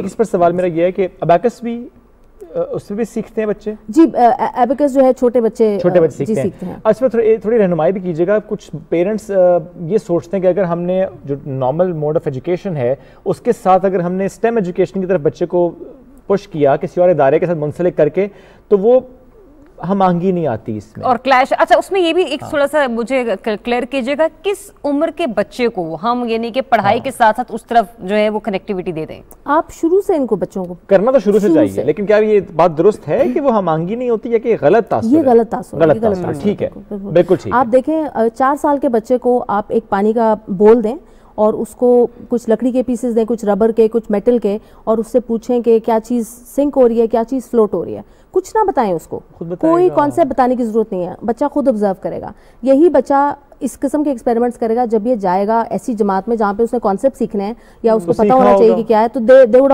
Have already known, उनको ऑलरेडी पता होगा कि अच्छा ये चीज़ें होती हैं। और ऑब्जर्वेशन इज वेरी इंटरेस्टिंग, ये ऐसी एक अच्छी लर्निंग आपकी टेक्निक है कि आपको किताबों से ज्यादा ये चीजें, वो फॉर्मूला जो आप लोग जाके 9th-10th में याद करते हैं उसका वो आपको टेक्स्ट ये नंबर से बाद में पता चलेंगे, लेकिन जिस तरीके से वो काम करते हैं, जो प्रोडक्शन है, प्रोडक्टिविटी है, उसका आइडिया आपको बहुत पहले ही हो जाएगा। और इसमें जो मेरी ऑब्जर्वेशन है मंजिल मकसूद वो ये है कि कराची जैसा बड़ा शहर, वहाँ पे तो इदारे बहुत से हैं जो कि स्टेम एजुकेशन पर काम कर रहे हैं, बट अनफॉर्चुनेटली इस्लामाबाद में, लाहौर में और जो दूसरे शहर है वहाँ पे बहुत कम है। लेकिन बड़ा अच्छा है कि आपने इस पर काम भी किया और इसको अब हम रुझान उसका होता हुआ देख रहे हैं। लेकिन मेरा ख्याल है थोड़ा सा आपको रेस्ट देते हैं, एंटरप्रेन्योर्स बनाने से पहले मेरा ख्याल है क्यों ना इज़ा की तरफ चलते हैं और इज़ा से पूछते हैं कि कितने लोगों की जिंदगियों को उन्होंने इज़ा बख्शी है और कितने लोगों की जिंदगी उन्होंने आसान बनाने की कोशिश की। बताइएगा, ये shadiana.pk पे सब कुछ मिल सकता है, लेकिन दूल्हा कब से मिलना शुरू होगा? वो भी इंशाल्लाह हम जल्द उस पर काम करेंगे। अभी हमारे पास फोटोग्राफर्स, मेकअप आर्टिस्ट और वेन्यूज हैं जो हमारी वेबसाइट पर हैं। सही। और 55,000 प्लस यूजर्स अब तक। 55,000 और कितने टाइम में? 5 months हुए हैं। Within 5 months? 5 महीने पहले अचानक से वो ख्वाब आया कि आपने ये करना है, या आपकी कोई पक्की सहेली जिसको ये मसला दरपेश, आपने कहा इस सहेली को ये मसला जो होगा आपके तो सॉर्ट आउट करते हैं इसको। आई विश मेरी कोई ऐसी इंस्पिरेशनल सी स्टोरी होती कि मैं बैठी थी और मुझे आया, जो भी स्टोरी है, लेकिन ऐसा नहीं है। मैं और मेरी को फाउंडर नीलम जो हैं, हम बहुत मेहनती लोग हैं। हमने बहुत सोचा, हमने एक 300 प्लस आइडियाज की एक्सेल शीट बनाई जिसपे वेरियस आइडियाज, क्रेजी से crazy ideas, self writing pen, flying robots, इस तरह के आइडियाज हम लिखते गए। और फिर जब ये आइडिया आया शादियाना का, तो हमें लगा कि it aligns with our skill set. हम सॉफ्टवेयर इंजीनियर्स हैं, हम ये डेवलप कर सकते हैं वेबसाइट। इंडस्ट्री बहुत बड़ी है, इसकी मार्केट बहुत बड़ी है, बहुत बड़ा प्रॉब्लम है जो लोगों को फेस होता है। हमारे बहन भाइयों की शादियां जब हुई तब हमने भी देखा कि इतना बड़ा चैलेंज है और लोग अपनी लाइफ सेविंग्स लगा रहे हैं। बिल्कुल ऐसा ही है। तो ये मसला हल करना चाहिए। फिर हम दोनों को क्रिएटिविटी का बहुत शौक है कि हर वक्त कुछ ओवरबोर्ड करें, कुछ मजे का करें। तो हमें लगा कि इस इंडस्ट्री में इसका भी बहुत रूम है कि आप क्रिएटिव हो सकते हैं। तो ये सब रीजंस थी जिनकी वजह से हमने इस आइडिया को फिर फाइनलाइज किया। तो इस वेबसाइट को बनाने के बाद और 55,000 यूजर्स होने के बाद आपको कहाँ पे लगा इज़ा कि लोगों का तो ये बड़ा बेसिक मसला था, और फिर दूसरा ये भी कि अच्छा तो ये वाले सवाल आपको सबसे ज्यादा हाईलाइट होते हुए नजर आए कि अच्छा इस चीज की सिलेक्शन में सबसे ज्यादा जो है वो परेशानी होती है, वो कौन सा डिपार्टमेंट आपको लगा? वेन्यूज में कहूँगी एक ऐसी चीज है जो, और स्पेशली जो लोग ओवरसीज हैं। हम लोग तो यहाँ पे बैठे, हमारे लिए मुश्किल है कि हमें वीकेंड का इंतजार करना पड़ेगा, शायद 2-3 घंटे लग जाए जाने में। 10-1 वेन्यूज हम एट मैक्स खुद जाके विजिट कर सकते हैं। लेकिन जो ओवरसीज है ना, बड़े मुख्तसर से टाइम के लिए आते हैं। बिल्कुल। और वो हम देखते हैं हमारी वेबसाइट पे वो 20 मिनट्स 30 मिनट्स गुजार रहे हैं क्योंकि उनके पास और कोई ऑप्शंस नहीं है। तो अभी हम बहुत जल्दी समर्स में ये फीचर भी लॉन्च करेंगे कि हम उन्हें कंसल्टेशन प्रोवाइड कर सकें कि वो हमें बताएं कि इफ दे वांट कि उन्होंने कोई वेन्यू विजिट करना है, जी हम उन्हें ले जाएंगे, हम उन्हें वीडियो कॉल करके वेन्यू दिखाएंगे, मेकअप आर्टिस्ट उन्होंने देखना है, ताकि हर कोई कंफर्टेबल नहीं होता अपनी फैमिली से कहने में, या किसी की होती भी नहीं है उस सिटी में, तो हम वो फैसिलिटेशन भी प्रोवाइड करेंगे। अच्छा, मैं दोस्त समझ रहा हूँ कि अगर किसी ने शादी प्लान की है और वो आपकी वेबसाइट पर जाता है तो उसके सामने तमाम ऑप्शंस पहले तो हॉल की आ जाएंगी कि ये वेन्यूज हैं जो भी बजट आपका है, आपने एलोकेट अपने लिए रखा हुआ है, उसमें सारा आ जाएगा। उसी में फोटोग्राफर्स आ जाएंगे, उसी में हो सकता है कि अगर आपने कोई फोटोशूट किसी स्पेशल लोकेशन पे कराना तो चार्जेस हैं नहीं है, अवेलेबिलिटी है नहीं है, वो भी आ जाएगी। सैलून नियरेस्ट कौन से, वो भी आ जाएगा, चार्जेस के साथ आ जाएगा। बिल्कुल, चार्जेस एक बहुत बड़ा, क्योंकि फ्रीक्वेंटली आस्क्ड क्वेश्चन है। जब भी हमारी किसी भी मशहूर वेंडर से बात होती है तो हमें पता चलता है उनको एक दिन में 50 से 100 तक इंस्टाग्राम पे मैसेजेस आते हैं, आपकी प्राइसेस क्या हैं। अब इतने बेसिक से क्वेश्चन के लिए आपको क्यों इतनी स्ट्रगल करनी पड़ी है? और हम ये भी एक्सपीरियंस करते हैं, ह्यूमंस है ना, तो ह्यूमन रिस्पांस टाइम तो हमेशा डिले आएगा। आप रात को सो रहे हैं, आप उस टाइम 8-9 घंटे रिस्पॉन्ड नहीं कर सकते। अगर कोई दूसरे टाइम जोन में है उसको आपको रिस्पॉन्ड करने में बहुत टाइम लगेगा। आप शूट पर हैं, उसमें आपको टाइम लगेगा। जी बिल्कुल। तो टेक्नोलॉजी तो हमें इनेबल करती है कि हम इंस्टेंट इन्फॉर्मेशन ले सकते हैं, तो वो हम इनेबल करते हैं कि सारी prices, reviews matters a lot. सच्चे रिव्यूज होते हैं अभी तक तो सच्चे ही हमें लगते हैं। गूगल और फेसबुक से हमने ऑटोमेट किए हैं रिव्यूज, तो अभी तक, और वेरी सून हम अपना रिव्यू सिस्टम भी लॉन्च। अच्छा, इसमें एक बात और भी कि आप लोग के अपने भी कोई चार्जेस होते हैं इसमें? हमारा बिजनेस मॉडल इस तरह है कि जो वेंडर्स हैं वो हमें लिस्टिंग फी पे करते हैं to stay listed on our website. अच्छा। जो कपल्स प्लान करें हम उन्हें बिल्कुल चार्ज नहीं करते। क्या बात है, आई लाइक इट। कपल्स पे कोई बोझ नहीं डाला गया। कपल्स पे कोई बोझ नहीं डाला गया। अच्छा, ये बताइएगा ऐसा कि जो शादियाना.pk है ये क्या ऑल ओवर द पाकिस्तान काम कर रही है? मतलब इनके हर जगह वेन्यू का हर जगह, क्योंकि डिफरेंट एक है ना, बड़ा हाँ डिफरेंट सिटीज हैं। ये सिर्फ मखसूस इलाकों में अभी ये वेबसाइट जो है वहाँ का आपने जो डेटा है वो अपलोड किया अपनी वेबसाइट पे? डेटा जो हमने अपलोड किया है वो लाहौर, कराची और इस्लामाबाद का है। अच्छा। लेकिन एक्टिव मार्केटिंग और एक्टिव जो हमारे कस्टमर्स हैं वो इस्लामाबाद के हैं मेनली। अच्छा जी, हम पहले इस मार्केट को टेस्ट कर रहे हैं और फिर हम very soon will be expanding to Lahore and then Karachi. अच्छा, आपने कोविड टाइम में वैसे एग्जीक्यूट किया इस प्लान को, वाज़न्ट इट रिस्की? एक्चुअली हमें लग रहा था, लेकिन in a way it worked for us. अच्छा। क्योंकि आप देखें कोविड ने एनेबल कर दिया बहुत लोगों को टेक्नोलॉजी यूज करने का जो पहले नहीं मैं इस राय में सवाल करना चाहता था कि जनरली कोविड में देखा हमने कि शादियां लिमिटेड भी हो गई, हॉल्स के बजाय घर में हो गई, लॉन में हो गई। अच्छा, आपने पर्सनलाइज फंक्शन कर लिया। सेलिब्रिटीज का भी हमने देखा है कि इंस्टाग्राम से मालूम है कि शादी हो गई है। अच्छा उन्होंने ट्रेंड सेट किया था जिसने लोगों को बड़ा जो है ना वो इन्फोर्स के इस चीज की तरफ कि अब वो भी अपनी फैंसी वेडिंग से थोड़ा सा, ये बड़ा अच्छा, वैसे ये आप लोगों के जो है इस्तेदाद के मुस्तहिक है भी। और मैंने तो ये भी देखा था, शायद आप लोगों की नजर से भी गुजरा हो, लेसेस तक की छोटी छोटी सी इंस्टाग्राम पेजेस बन गए थे, बटन्स के, लेसेस के, कि आप अब मंगवा सकते हैं या आपको मिल जाएगा। नहीं बना पेज तो वो नहीं बना कि दुल्हा कहाँ से डलवाएं। हाँ। वो कब मिलेगा? आज पूरे शो में हम आपको छेड़ रहे हैं, तो आप सबने दुआ भी करनी है। तो मैंने छेड़ने के बजाय ना मैंने सोचा कि ठीक है यार लग जाओ इनके साथ ही, इससे ये तो मैं मुझे मेरे चेहरे लगते रहेंगे। वैसे टॉपिक से हटते हैं थोड़ा सा, जरा कैसा दूल्हा चाहिए आपको? हम तो कुछ और बात कर रहे थे। कैसा दूल्हा चाहिए आपको बताएं, क्या आप उनके भी कोई जानने वाले में वैसा एक पीस हो? जानने वालों में वैसे यार लविंग हो, केयरिंग हो, हैंडसम हो, ठीक है, और क्या कहते हैं नखरे उठा ले थोड़े से। अच्छा। और शॉपिंग अच्छी सी करवा दे, ठीक है ना। और शॉपिंग कितनी अच्छी? अच्छी से मत क्या है, 10 लाख 20 लाख अच्छी की क्या डेफिनेशन? मेरी शॉपिंग एडिक्शन को तो आप अच्छी तरीके से याद है? फिर मैं बता रहा हूँ आपको, पैसों की बात नहीं है, डॉलर्स में बात करें आप। अच्छा। हाँ, तो शॉपिंग एडिक्ट मैं बहुत ज्यादा हूँ, कोई भी वीकेंड में छोड़ती नहीं हूँ, ठीक है। घूमने फिरने के शौक है मेरे, तो ये छोटी छोटी सी ख्वाहिशात, इनको अगर आप थोड़ा सा कंबाइन कर लें तो एक नया आर्टिकल। आप शोहर ना करें, आपको बीवी कर लें। अलादीन का चिराग, यू मीन? जितनी आप प्रिविलेज्ड हैं, आप एक खातून को प्रिविलेज्ड दें, मैं तो कहता हूँ। चले एनीवेज जी, टॉपिक से हटें, वापस अब आते हैं मंजिल मकसूद की तरफ। मंजिल, थोड़ा सा मुझे एंटरप्रेन्योर्स की तरफ का मामला बताएं कि आपने माशाल्लाह इलाके मुंतखब किए बिल्कुल अंडर प्रिविलेज्ड। कौन कौन से इलाके? Was that interior Sindh, was that Balochistan, was that upper part of Pakistan, the Gilgit Baltistan? क्या गिलगित बल्तिस्तान, केपीके के कुछ इलाके, सिंध, इंटीरियर सिंध में अभी हम स्टार्ट कर रहे हैं काम राइट आफ्टर ईद इंशाल्लाह। कुछ लोग कराची के अंडर प्रिविलेज्ड एरियाज, कुछ लाहौर के सांगला हिल के लोग हैं। तो डिफरेंट लोकेशंस पे जो खवातीन आर्टिजन्स बैठी हुई हैं जो कि बिजनेस कर रही हैं अपना, लेकिन उनको विजिबिलिटी हासिल नहीं है थ्रू टेक्नोलॉजी। खास तौर पे कोविड के दिनों में जब बंद हो गया सब कुछ, लेकिन काम है उनके पास प्रोडक्ट्स हैं उनकी पड़ी हुई। तो हम लोगों ने एक प्रोग्राम लॉन्च किया, उसका नाम रखा शी गोज डिजिटल।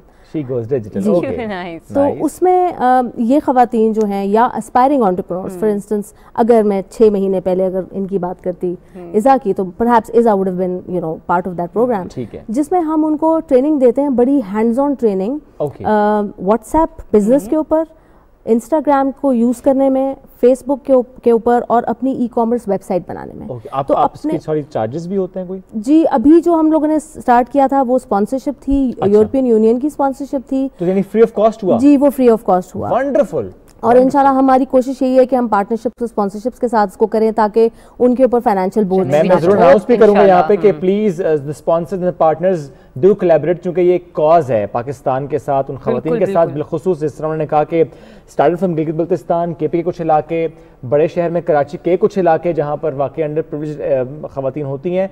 आप जिस तरह इंटीरियर सिंध, क्योंकि हम बात तो करते हैं टैलेंट बहुत ज़्यादा है, काम बहुत अच्छा हो रहा है, लेकिन शोकेस नहीं किया जा रहा, तो अब आप लोग ज़ाहिर उनको फैसिलिटेट कर रहे हैं। तो ऐसा प्रोग्राम शी गोज डिजिटल जैसे और प्रोग्राम्स कब तक हम एक्सपेक्ट करें?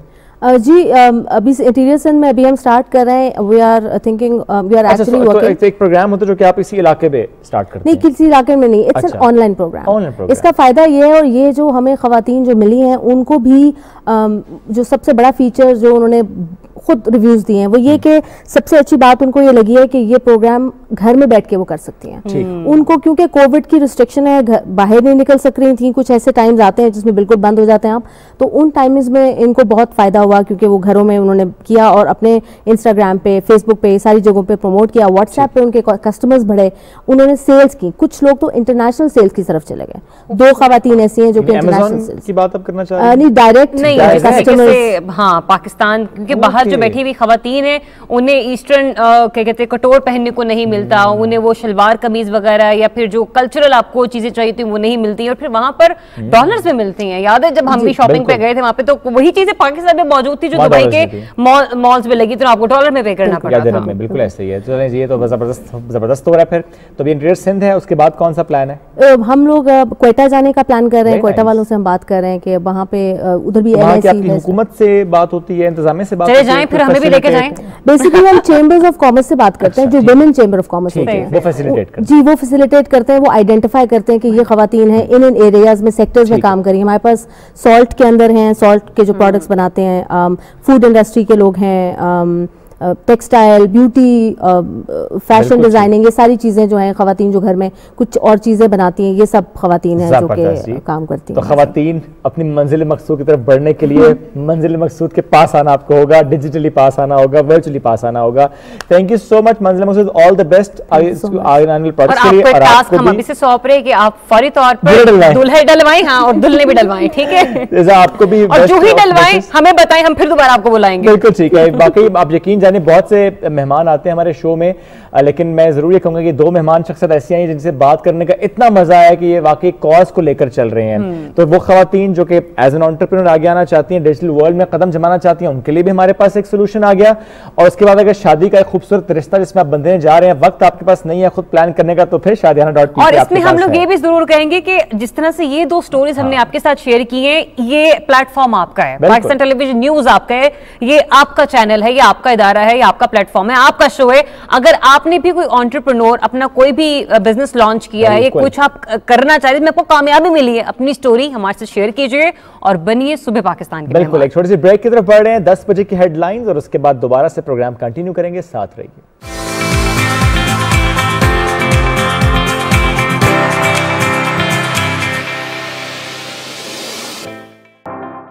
जी वेलकम बैक नाज़रीन। ब्रेक के बाद आपको एक बार फिर से खुशामदीद कहते हैं। और जैसे कि रमज़ान से पहले आप हमारी रूटीन से बखूबी वाबस्ते हैं, स्पेशली वो जो कि सुबह पाकिस्तान के डेली व्यूअर्स हैं, उन्हें मालूम है कि हम हर जुमे को कोशिश करते हैं कि कुछ ऐसे टॉपिक्स का इंतखाब किया जाए कि जिससे ना सिर्फ आपकी रहनुमाई हो सके, बल्कि हम अपनी ज़िंदगी में भी अपनी रहनुमाई करते करते दूसरों को भी उस तरफ राग़िब होने की जो एडवाइस है वो करते रहें। लेकिन साथ ही साथ जो नात ख़्वानी है उसका सिलसिला भी जारी रहता है, दुरूद व सलाम की महफिल भी जो हैं वो सजाई जाती हैं, उलमाए कराम हमारे साथ मौजूद होते हैं किसी एक ऐसे अहम मौजू पर जो कि वक्त की अहम ज़रूरत होता है। टॉपिक का जो तारुफ है उसका खुलासा हम आपको बाद में बताएंगे, लेकिन सबसे पहले क्यों ना नात ख़्वानी की तरफ बढ़ा जाए। बिल्कुल, सबसे पहले इस महफिल का आगाज़ रसूल अकरम सल्लल्लाहु अलैहि वसल्लम की मदहसराई से करेंगे। आज हमारे साथ मौजूद हैं मेहरान अली नक्शबंदी। कौन सा कलाम उन्होंने मुंतखब किया, सुनते हैं हमसे।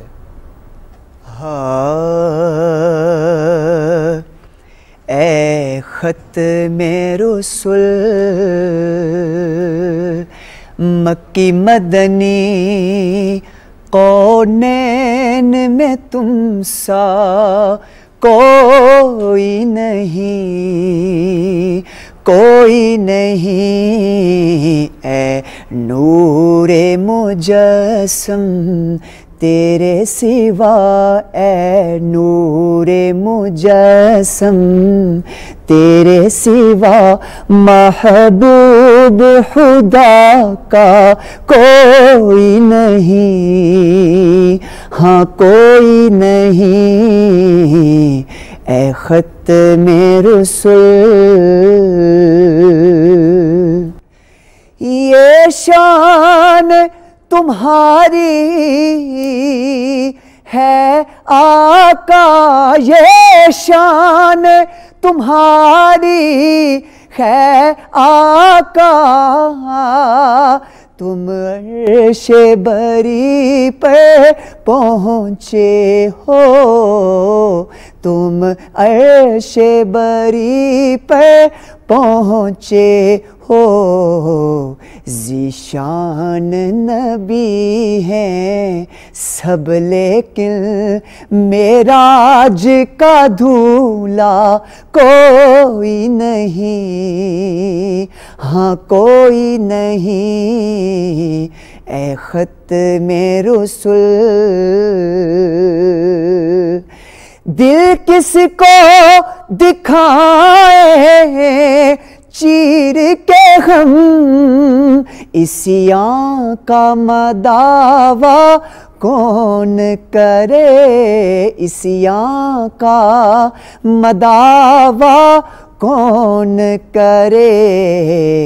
ए रहमते आलम तेरे सिवा, ए रहमते आलम तेरे सिवा, दुखियों का मसीहा कोई नहीं, कोई नहीं।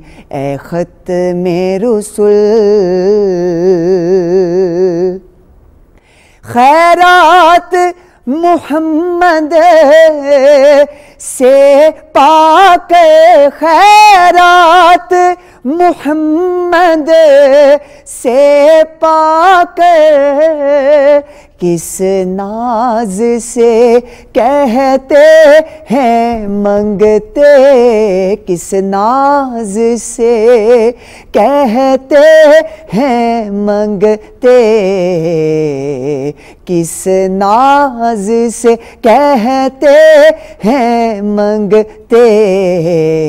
दुखियों पे करम करने वाला, दुखियों पे करम करने वाला, सरकार से अच्छा कोई नहीं, हाँ कोई नहीं। ए ख़त्मे रसूल मक्की मदनी कौनैन में तुम सा कोई नहीं, हाँ कोई नहीं। ए नूरे मुजस्सम तेरे सिवा महबूब खुदा का कोई नहीं, कोई नहीं। ए ख़त्मे रसूल। जज़ाकल्लाह, बहुत शुक्रिया। साथ मौजूद थे ये नात की सादत आपने हासिल की। नाजरीन, आज जुम्मे की मुनासबत से जिस मौजू का इंतखाब हमने किया वो है सब्र करना, बर्दाश्त करना। अल्लाह ताला कुरान करीम की सूरह हूद में इरशाद फरमाता है, और जो लोग साबिर हैं और बर्दाश्त करते हैं उनके लिए बड़ा अजर है, उनके लिए बख्शिश है। इसी तरह हजूर अकरम सल्लल्लाहु अलैहि वसल्लम ने ये इरशाद फरमाया कि वो लोग जो अपने आप को ताकतवर समझते हैं इस वजह से कि किसी को ज़ेर कर देते हैं, तो वो ताकतवर नहीं है। ताकतवर वो है जो सब्र करता है। तो आज हम इस मौजू पर गुफ्तगू भी करेंगे और ये समझने की कोशिश भी करेंगे कि क्या दीन से इतनी दूरी हो गई, क्या उसवे हुस्ना से इतनी दूरी हो गई कि आज हम देखते हैं कि मैं बिल्कुल इसको आज के दौर से रिलेट करता हूँ। व्हाट्सएप ग्रुप्स, फेसबुक ग्रुप्स, आपका स्टेटस, आपकी पोस्ट, आपकी गुफ्तगू घर में हो, दोस्तों यारों के साथ हो, किसी और महफिल में हो, ऑफिस में हो, रास्ते में हो, अगर आपके कोई पॉलिटिकल व्यूज़ हैं, कोई और व्यूज़ हैं, लेकिन उस पर दूसरा शख्स मुसल्लत करे अपने व्यूज़, उसके बाद क्या होता है? वो मुलाकात आखिरी मुलाकात होती है, वो गुफ्तगू आखिरी बार की गुफ्तगू होती है। ऐसा क्यों है?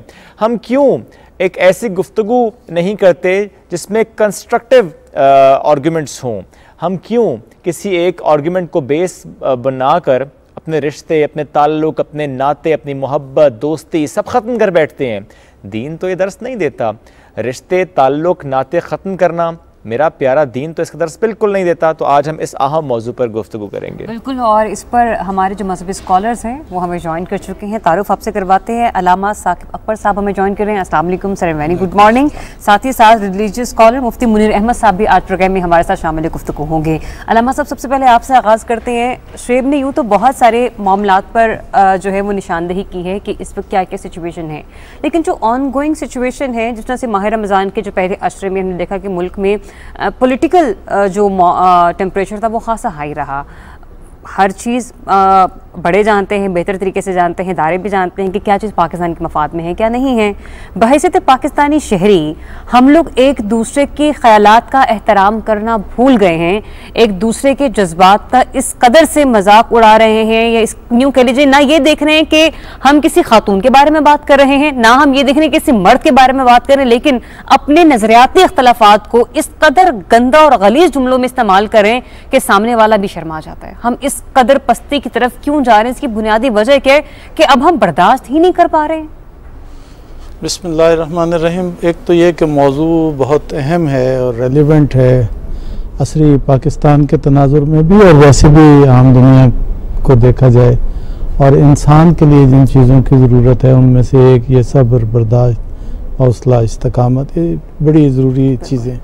यहाँ पे सबसे पहले ये जानना ज़रूरी है और हर इंसान को ये समझना ज़रूरी है कि मेरा इम्तियाज़ बाकी मखलूक़ात से या हैवानात से वो अक्ल की वजह से है। बेशक जब आप चीज़ों को अक्ल पर परख कर उसके मुताबिक आप अमल करने लगते हैं तो आपका रवैया मुख्तलिफ हो जाता है। बाज़ अपना मौलाना रूम ने भी और कई और बुज़ुर्गों ने बात कही है कि इंसान ख़ुद अगर अपने ढांचे पे गौर करे तो यही ढांचा उसकी हर चीज़ की हैसियत को मुतय्यन करता है। वो कहते हैं कि ये सर सबसे ऊपर रखा गया है, अक्ल और दिमाग का हिस्सा सबसे ऊपर रखा गया है, आंखें इससे नीचे हैं, बाकी मुंह इसके नीचे है, बाकी बदन सारा इसके नीचे है। तो आप बात बोलने से पहले इससे पूछ लें, क्या बात, कदम उठाने से पहले इससे पूछ लें, हाथ को हरकत देने से पहले इससे, भाई ये मोहतरम है आपको ऊपर रखा गया है। तो ये पूरा इंसान का जो बदन है ना वो ख़ुद हर चीज़ की हैसियत को मुतय्यन करता है, और अक्ल की हैसियत और दिमाग की हैसियत जो है वो सबसे ऊपर है। अच्छा, ये बड़ी अहम बात है कि कुरान हकीम में 20 आयात हैं कि जिसमें अक्ल की अहमियत को जो है वो बयान किया गया है। पूछा गया है कि तुम अक्ल से काम क्यों नहीं लेते, तुम तदब्बर क्यों नहीं करते, कुरान में तदब्बर क्यों नहीं करते, ज़मीन व आसमान की तरफ गौर करो, ये जो बारिश बरसती है, ये जो पौधे उगते हैं, ये मुर्दा ज़मीन है फिर जिंदा। तो ये इंसान को मुशाहिदे के ज़रिए से और इसके ज़रिए से उसकी अक्ल को बरूए कार लाने की कोशिश की जा रही है। मैं यहाँ पे एक, चूँकि हमारे मुफ्ती साहब उस्ताद भी हैं दानिशगाह के, यूनिवर्सिटी के, तो इनकी मौजूदगी से फ़ायदा उठाते हुए मैं ये कहूँगा कि हमारी यूनिवर्सिटियों में अलूम इंसानी बहुत नीचे चली गई हैं और फिज़िकल साइंसेस को बहुत अहमियत दी जा रही है। मैं नहीं कहता कि ना अहमियत दें, लेकिन इंसानों की जो अंदरूनी साख्त है और इंसानी रवैयों की साख्त का ताल्लुक़ अलूम इंसानी किससे है। अल्लामा इकबाल अलूम इंसानी के माहिर थे, फ़लसफ़ी थे जी, और हकीमुल उम्मत, ये हकीम का माना वो दवाइयों वाला नहीं है, यानी हिकमत और दानाई के से कायदे आज़म भी, यानी आप ये देखें कानून के वो थे माहिर। इसी तरह से उन्होंने जो अभी आप उनके वो पढ़ लेना, उनके फैसले जो जाके आर्गूमेंट जिस तरह से करते थे अदालतों में, वो ज़्यादातर एक तो कानून लिखा हुआ होता है, एक ख़ुद वकील या उसके अंदर होता है, यानी वो अपनी दानिश व बिनिश को बरूए कार लाते थे। इसी तरह मैं देख रहा था हज़रत अली के फैसले अदालती, वो बहुत सारे अकली बुनियादों पर फैसले किए गए हैं, आइंदा आने वाली नस्लों के लिए भी उसमें रहनुमाई मौजूद है। लिहाजा मेरा ख्याल है पहला मसला हमारा जो है वो ये है कि हम अपने अकली रवैये जो है ना वो इख्तियार करने की कोशिश करें। बाकी चीज़ें इसकी और भी बहुत सारी वजूहात हैं। मिसाल के तौर पे माशरे में जो इफ़रात व तफरीक है, कानून की हुक्मरानी का ना होना है, दौलत की गैर यानी आदिलाना तकसीम है। इस सब में तरबियत का कितना पोर्शन है सर? मेरा ख्याल है कि तरबियत, अभी आप देख कुरान हकीम की आयत है वो सूरह असर जो है उसमें कहा है कि हर इंसान जो है ना वो इंसान खसारे में है मगर जिसके अंदर ईमान है, वो अमल साले बजा लाता है और हक की एक दूसरे को वसीयत करते हैं जो लोग, और सब्र की वसीयत कर। ये देखिए, यानी इसका मतलब ये 4 अनासर हों तो इंसान खसारे से बच सकता है और आखिरी बात ना हो तो पहली तीनों के भी वो असरात जो है वो मुरतब नहीं होते।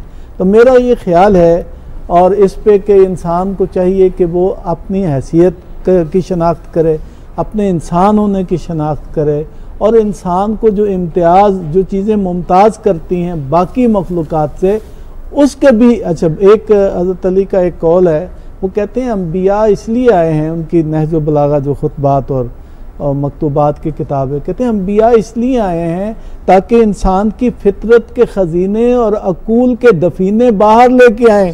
यानी को बाहर से नहीं कोई चीज़ अंदर ठोंसना चाहते, इंसान की फितरत के अंदर ही ये दीन मौजूद है।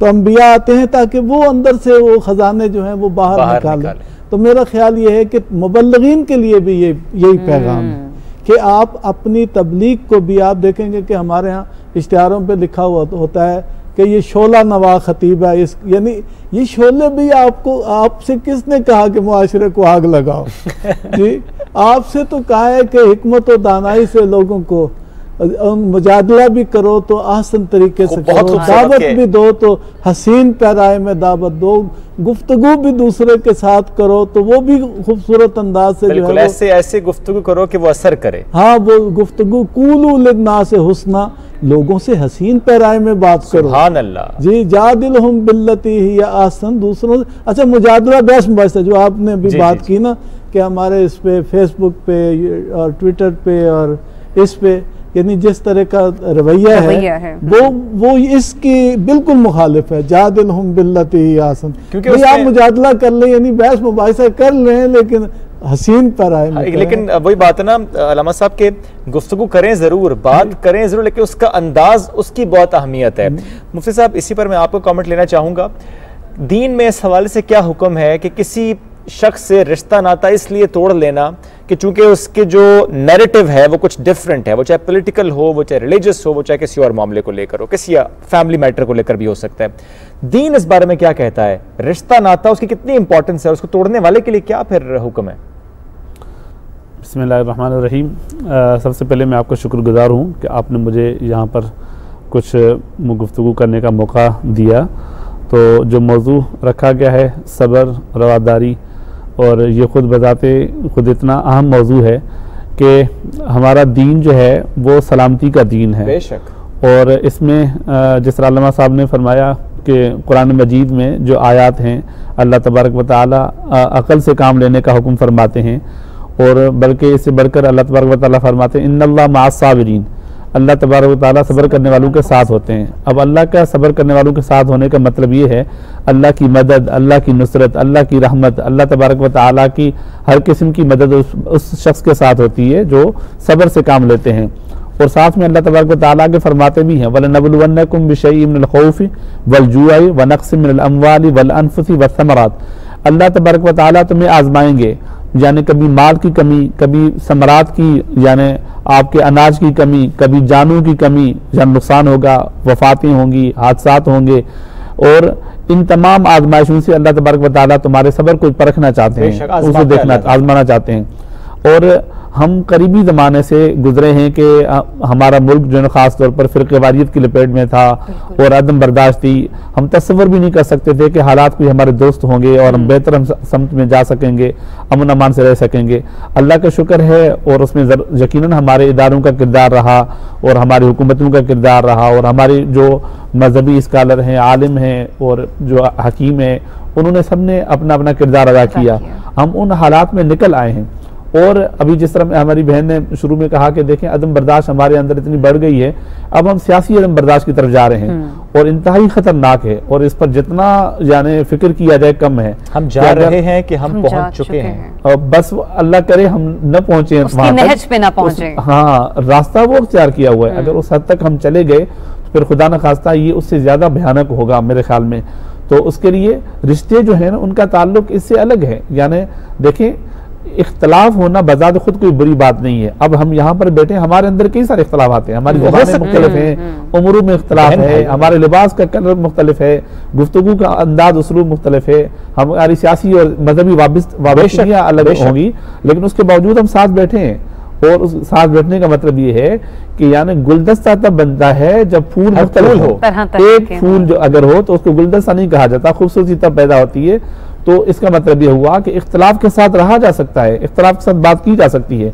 और कुरान मजीद में अल्लाह तबारक व तआला ने ईमान वालों की जो खूबियां बयान फरमाई हैं, उसमें अल्लाह तबारक व तआला फरमाते हैं वइज़ा ख़ातबहुमुल जाहिलून क़ालू सलामा, कि जब जुहला से गुफ्तगू करते हैं, जुहला से मुराद ये अनपढ़ नहीं है, जुहला से मुराद ये है कि जिनको सलीका न हो, जिनके अंदर सब्र न हो, जिनके अंदर रवादारी न हो, तो फिर वो सलामती की गुफ्तगू करते हैं, यानी जो ना लड़ने भिड़ने वाली बात नहीं करते। दोबारा से एक्सप्लेन कीजिएगा कि आपने कहा ना जुहला से गुफ्तगू करने का अंदाज, वो क्या अंदाज होना चाहिए? जुहला से गुफ्तगू करने का अंदाज इस आयत के आखिरी में खुद अल्लाह ताला फरमाते हैं क़ालू सलामा, वो हमेशा सलामती के पहलू को लेते हैं, हमेशा जो ऐसे पहलू को लेते होते हैं जिसके अंदर मुजादला न हो, जिसके अंदर लड़ाई न हो, जिसके अंदर कत्ल क़िताल न हो या गालम गलोच न हो।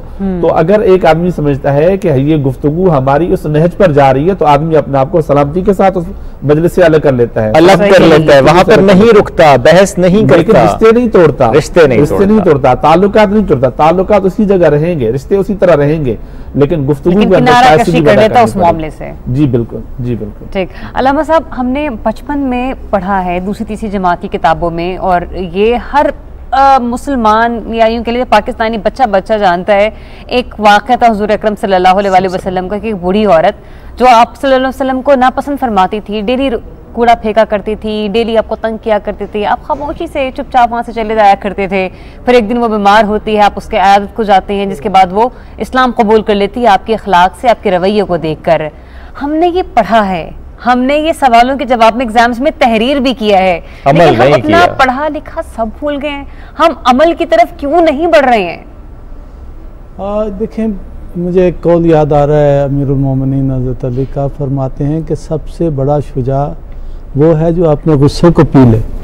अब ये कौन कह रहा है जो वाकई सबसे बड़ा शुजा है मुसलमानों में? जी, जो फातह बद्र हुनैन है, तो वो जब ये बात कह रहा है कि सबसे बड़ी शुजात ये नहीं फतेह खैबर, इसको फतह करना, अपने नफ्स को मारना और अपने आप को कंट्रोल कर लेना, ज़ब्त नफ्स जो है ये इंसान को शुजा बनाता है, बहादुर इंसान को जो है ये बनाता है। मेरा ये फिर एक दफ़ा ख्याल है कि दीन की जो असल तालीमात हैं वो ये हैं, इंसान साज है दीन, इंसान की रूह को तवाना करता है, इंसान को अंदर से तस्किया उसका करता है, और उसको वो जो साहिब मेराज है ना, उसके पीछे पीछे ऊपर उठाता है। आप ये देखना, हमारा नबी साहिब मेराज है, हम अगर जमीन पे गिरे पड़े रह जाए तो उसका साथ कहाँ फिर कुछ तो बंदा कहते ना, नबी पाक ने फरमाया कि मैं मेराज पे गया तो पहले उस पे आसमान पर फलां नबी थे, दूसरे पे फलां थे, तीसरे सातवें पे इब्राहिम थे। तो ये जो सफ़र है बुलंदियों का सफ़र, ये मुख्तलिफ नबियों ने तय किया है। ये बुलंदियों के सफ़र के लिए ज़रूरी है कि वो हज़रत अल्लामा इकबाल कहते हैं ना, गुबार आलूदा रंगो नसब हैं बालो पर तेरे, तू है मुर्गे हरम उड़ने से पहले पर फशा हो जा।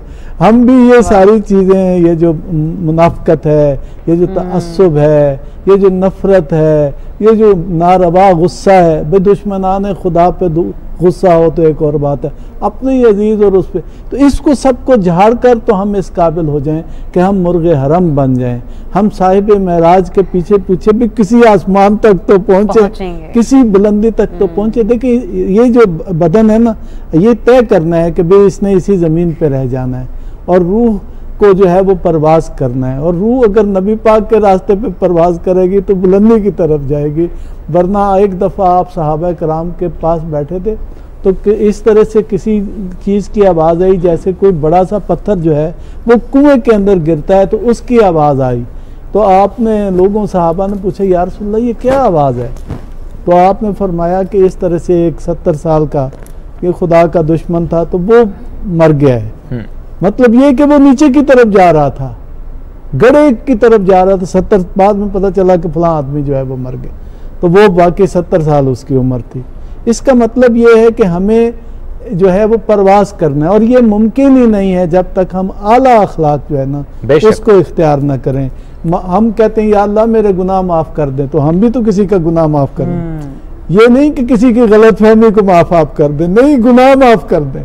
आप गौर किया? मैं इस पे बड़ा गौर कर रहा हूँ कि इस गलतफहमी नहीं, इन एक्चुअल जब मालूम है गलती है, कोताही है, गुनाह है, उसको दरगुजर किया जाए। अल्लाह से चाहते हैं ना कि मेरे चाहते हैं, हम तो कहते हैं हमारे सगीरा कबीरा गुनाह अल्लाह माफ फरमा दे, लेकिन हम किसी की छोटी सी कोताही को हम क्यों नहीं गुनाह माफ करते किसी का? बहुत प्यारी बात। हम खास तौर पे ये जो अय्याम हैं, बड़े सईद अय्याम, अभी तक ईद की यादें ताज़ा हैं, तो क्या ऐसा किया है हमने कि ईद पर अपने बाद अजीजों को माफ करके गले लगा लिया? नहीं, तो आज जुम्मा है ईद के बाद, बेशक। तो मेरा ख्याल यह है कि अपने अजीजों को जिनसे आप नाराज हैं उनको माफ करें, उनको सीने, अच्छा आप खुद महसूस करेंगे कि आप बोझ भी उतर जाएगा, खुशी में मयसर आएगी, बल्कि अल्लाह राजी हो जाएगा। फिर आप जब सिजदा करेंगे ना नमाज जुमा का, तो आपको एक और कैफ और लुत्फ आएगा, अपने आप को हल्का फुल्का जो है वो महसूस करेंगे। तो मेरा ये ख्याल है कि इसको गौर व फिक्र करना चाहिए। जो मानवियत और रूहानियत का सबक हमारे यानी अम्बिया के ज़रिए से, औलिया के ज़रिए से, हमारे बड़े बुज़ुर्ग उलमा के ज़रिए से, पाकबाज हस्तियों के ज़रिए से हम तक पहुँचाए, वो यही है कि हम अपने आप को जो है वो खैर का सरचश्मा बनाएं। अच्छा, पता नहीं कितने साल मेरे रह गए हैं, पता नहीं कितने साल आप, तो इस वजूद को दूसरों के लिए खैर का जरिया बनाएं। तो या अल्लाह मेरे वजूद से खैर फूटे, यही दुआ होनी चाहिए, दूसरे को जो है वो तकलीफ ना। जो मारूफ हदीस है कि बेहतरीन इंसान वो है जिसका वजूद दूसरों के लिए ज्यादा नफा बख्श है। सुभान अल्लाह, तो आपने सुनी होगी हदीस। बिल्कुल। तो मेरा ये ख्याल है कि हमें नफा बख्श बनना है, ये तभी बन सकते हैं। इसके लिए ईसार जरूरी है, इसके लिए बर्दाश्त जरूरी है, कुर्बानी जरूरी है, माफ करना जरूरी है, इसके लिए लोगों को दुख सुख में उनकी यानी मदद को पहुंचना जरूरी है। इसको सीख के अपने माशरे को जो है वो इस तरफ। लेकिन अल्लामा साहब, जिस तरह से आपने बात की ना कि इसार, माफी, बर्दाश्त, क्योंकि यही चीज़ें नहीं हैं तो हम अदम बर्दाश्त की तरफ बढ़ रहे हैं। मुफ्ती साहब, क्या ये बेहतर है कि अगर आपको किसी के साथ इख्तलाफ है, किसी की बात ने आपकी दिल आज़ारी की, आपको मायूस किया, ताल्लुक भी बड़ा अहम है, लेकिन क्या किया जाए ऐसे सजदों का, ऐसी नमाजों का कि आपने किसी की दिल आज़ारी की हुई है, तो बेहतर नहीं है किसी भी अजीज़ के साथ, दोस्त हो, रिश्तेदार हो, अहबाब हो, बहन भाई हो, उस गिले शिकवे को मजीद तकवीत देने के बजाय, अंदर ही अंदर घुटने के बजाय उससे शेयर कर लिया जाए, उसे डिस्कस कर लिया जाए कि देखो गलती यहाँ पर थी, मैं मजीद बोगस रख नहीं सकता या रख नहीं सकती, बेहतर है मामलों को निपटा दिया जाए, तभी हम अदम बर्दाश्त के मामले से आगे बढ़ सकेंगे। मेरे ख्याल में जिस दौर में हम जी रहे हैं, ये पूरा मुआशरा, पूरा माहौल अदम बर्दाश्त का माहौल और मुआशरा है।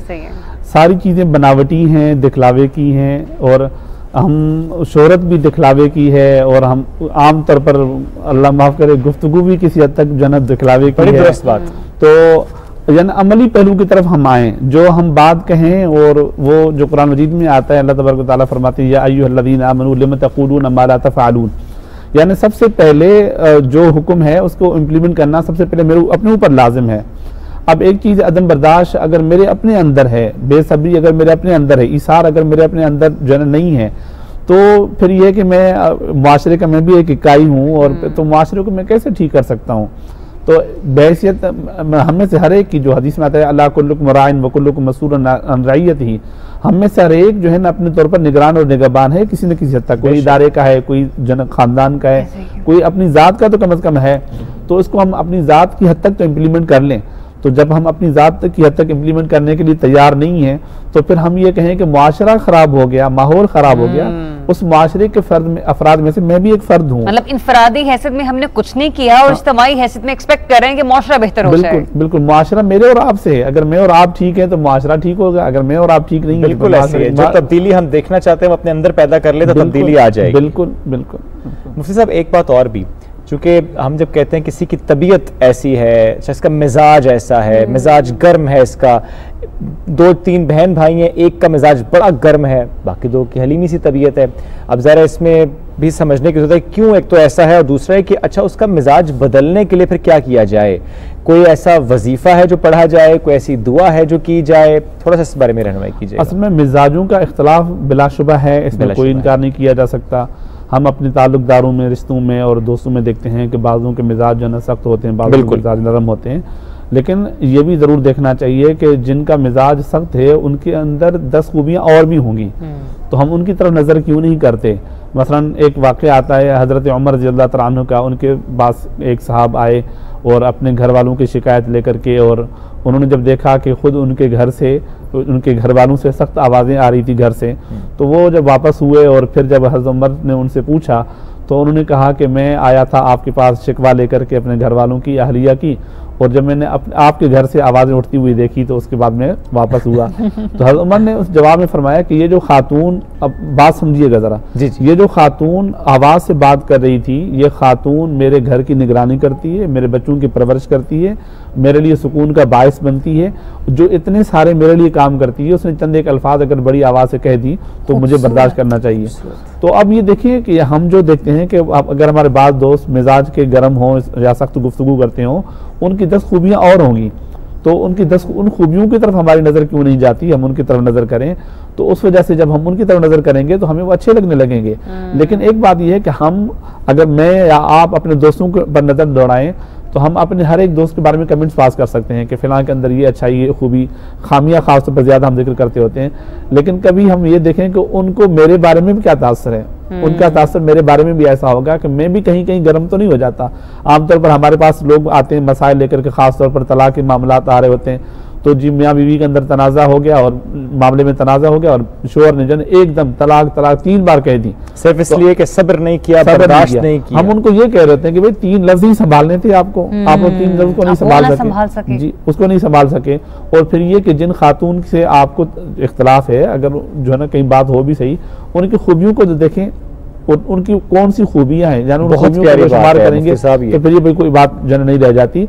तो उस वजह से तमाम चीजें जो है ना वो अमली होनी चाहिए, बनावटी होने के बजाय। बहुत सारी चीजों का जो है इस्लाह हो सकता है। ऐसे अलामा साहब, ये तो मैं कहता हूँ कि मामलात को ना कूजे में समेट लिया कि सिर्फ एक बात, यानी एक जुमला कि हम अपने किसी भी अजीज़ व अकारिब से, कोलीग से, दोस्त या सिर्फ उसकी खूबियों पर ही बात करें, खूबियों को ही दिल में रखें, खूबियों पर ही डिस्कशन करें। इख्तलाफ अगर होगा भी तो साइड पे चला जाएगा, दूर हो जाएगा। सही फरमाया। मेरा ख्याल ये है, वो बहादुर शाह जफ़र का एक मिसरा मुझे याद आ रहा है कि पड़ी अपनी बुराइयों पर जो नज़र, तो निगाह में कोई बुरा न रहा।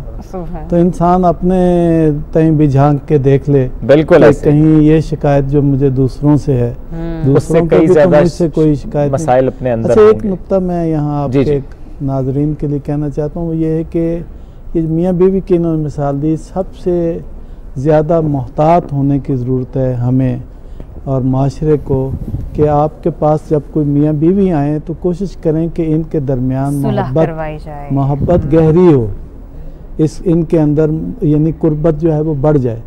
अल्लामा इकबाल कहते हैं कि एक दफ़ा मैं घर पे गया हुआ था सियालकोट, तो मेरी बड़ी हमशीरा जो हैं वो गुजरांवाला में ब्याही हुई थी, रूट के तो घर आई हुई थी, तो वो वहाँ के जो अपनी तरफ से शिकायत करती थी या उनकी ज़्यादतियों को बयान करती थी, तो अल्लामा इकबाल को बड़ा गुस्सा था उन पर, ज़ाहिर है माँ बाप भी नाराज़ होंगे। तो उधर से उनके होते हुए उधर से कोई आ गए, भाई हम मनाने के लिए आए इनको वापस लेने के। तो कहते मेरे बाबा ने मुझसे पूछा, हकीम नूर मोहम्मद ने, कि इकबाल ये इस तरह से आए हैं इनको वापस लेने के लिए? तो कहते हैं मैंने कहा नहीं, कोई ज़रूरत नहीं। तो कहते हैं बाबा ने कहा कि लेकिन कुरान तो कहता है अस्सुल्ह खैर, कि मियाँ बीवी में सुलह करवाना यही खैर है, इसी में भलाई है। तो कहते हैं कि फिर उन्होंने, मुझे ऐसा लगा जैसे पानी मेरे ऊपर डाल के किसी ने बिल्कुल मुझे भिगो दिया। तो बाबा ने फिर कहा, अच्छा फिर इकबाल आप क्या कहते हैं? उनका कुरान के बाद मैं क्या कह सकता हूँ।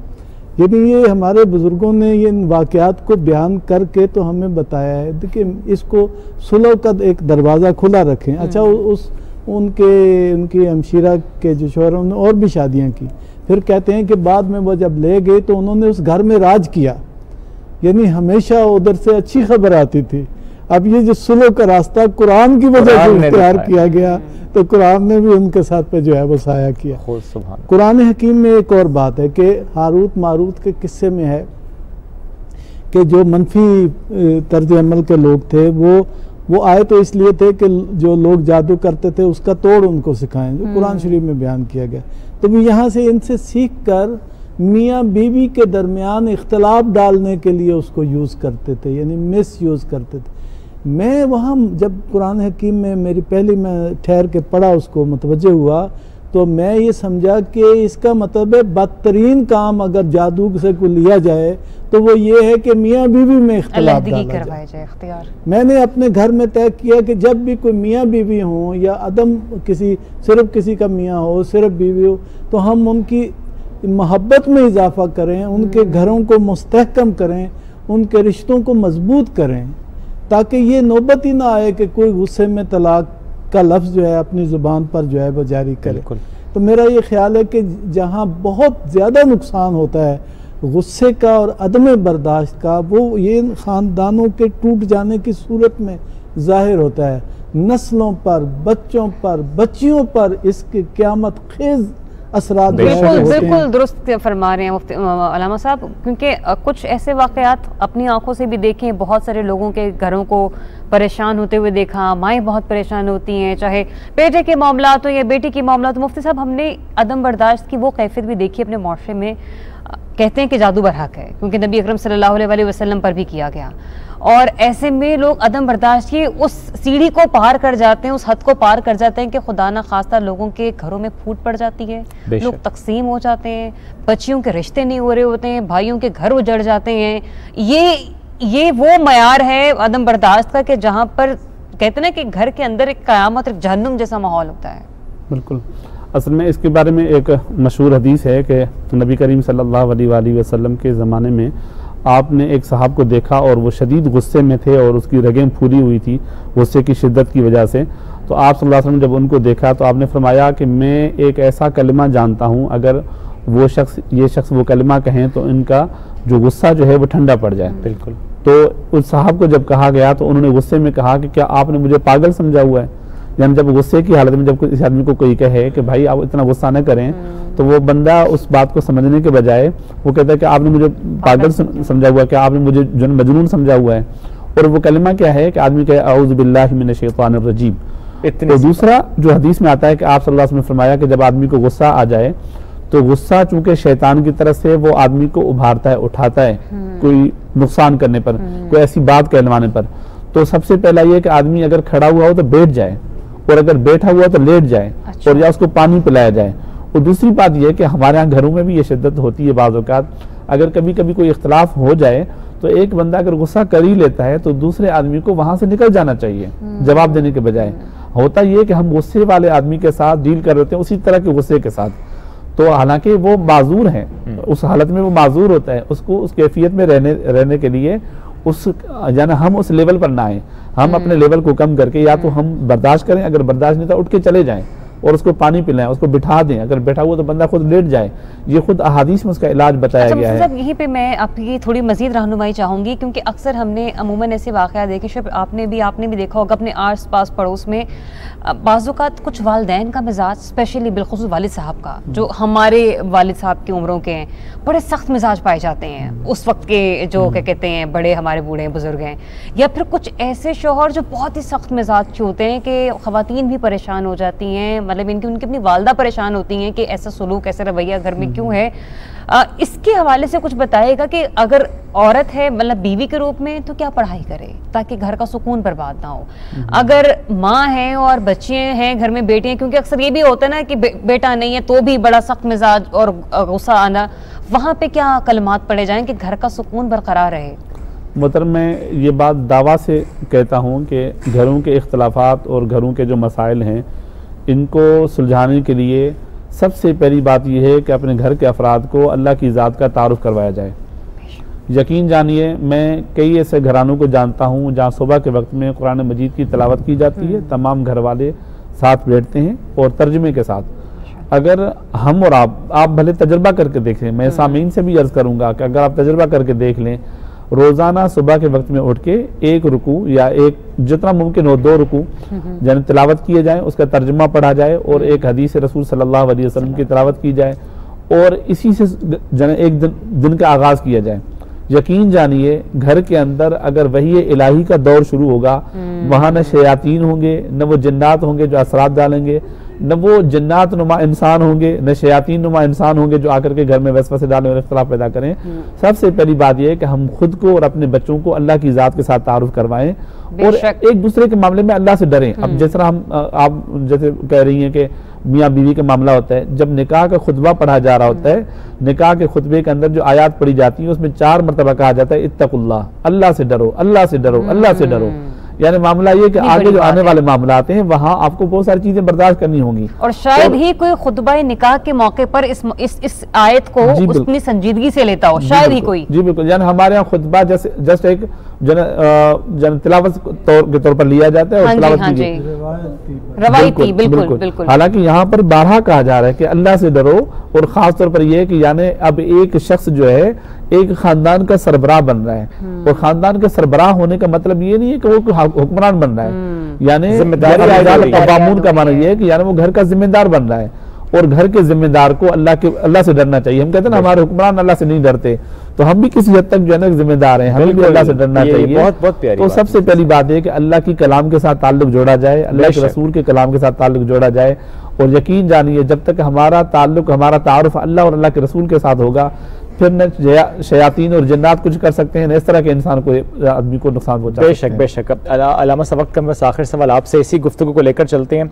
जो बात हम जिस तरह मुफ्ती साहब ने भी की कि अल्लाह से डरो 4 बार खुतबा है निकाह में, लेकिन ज़ाहिर तर्जुमा चूँकि नहीं बताया जाता इसलिए मालूम भी नहीं होता लोगों को कि निकाह के खुतबे में क्या बात हो रही है। क्या एक वजह जिस हमने आगाज़ में कहा दीन से दूरी है, क्या एक वजह यह भी है कि बुजुर्गों से भी दूरी है? आजकल हम देखते हैं शादी के अगले दिन ही अलग मियाँ बीवी अलग रह रहे हैं, उनको सिखाने वाला, बताने वाला, समझाने वाला कोई नहीं है, बुजुर्गों का साया नहीं है, तो इसलिए जो चाहे करते हैं, अदम बर्दाश्त भी, और इसीलिए फिर रिश्ते तलाकों तक पहुँचते हैं, टूट जाते हैं। इससे पहले कि मैं डायरेक्ट आपके सवाल का जवाब दूँ, मैं ये कहूँगा कि अगर कभी मियाँ बीवी के दरमियान इख्तलाफ हो जाए तो मियाँ इंतज़ार न करे कि बीवी पहल करे सुलह करने में और बीवी इंतजार न करे कि मियाँ जो पहल करेगा सवाब उसको मिलेगा। अच्छा वही ज्यादा है कि जो पहल करेगा कि भाई चले सुलह करते हैं। वो कहते हैं लास्ट टाइम मैंने बनाया था तुम आपका ये एक्सपीरियंस होता है। मेरा एक्सपीरियंस तो यही है। तो मैं तो इसी का कायल हूँ, अमलन भी इसका कायल हूँ कि आप सुलह करने में पहल करें, अल्लाह ताला आप पर ज्यादा जो है रहमत। अच्छा, जहाँ तक ये अलग रहने और ना रहने का ताल्लुक है, मेरा ख्याल है ये हर घर के अपने माशी अपना समाजी हालात पर मुनासिर है। मैं जनरल चाह रहा था कि जनरली मेरे ख्याल है बजाय इसके कि हम इस पे जोर दें कि घर एक रहे, आप इस पे जोर दें कि बुजुर्गों को तर्क ना किया जाए। आप यहाँ जॉब करते हैं, बुजुर्ग किसी गांव और जगह रहते हैं, लेकिन उनसे राब्ते ज़्यादा रखें, उनके साथ आना जाना ज़्यादा रखें। और कुरान जिस तरह से कहता है कि अपने कंधे झुका कर बुजुर्गों के सामने, यानी उनकी डांट डपट भी आप अदब से सुन लें, तो फिर आप देखेंगे कि किस तरह अल्लाह की रहमतें और बरकतें आपके घर पर जो है वो होती। आप अपनी बीवी के वालिदैन का एहतराम करें, आपकी बीवी आपके वालिदैन का एहतराम करे, फिर ये यहीं से मैं कहती हूँ सारे मामले खत्म हो जाते हैं। जब आप एक दूसरे के वालिदैन का एहतराम करना सीखते हैं ना, तो मैं कहती हूँ आधे से ज्यादा मसले शायद 50 to 80% यहीं से बीवी खुश हो जाए कि इसके अजीज आए हैं और शोहर खुश हो जाए कि उसकी बीवी के मसला तो होगा ही नहीं। फिर क्या बात है, फिर बर्दाश्त ही बर्दाश्त है, सबर ही सबर है। बहुत शुक्रिया अलामा साहब, बहुत शुक्रिया मुफ्ती साहब, आपका भी बेहद शुक्रिया।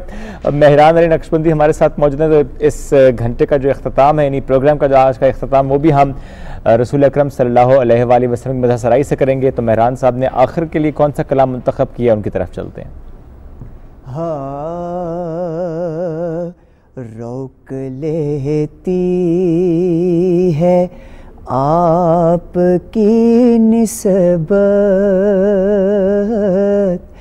तीर जितने भी हम पे चलते हैं, ये करम है हुजूर का हम पर, आने वाले अज़ाब टलते हैं। अब कोई क्या हमें गिराएगा,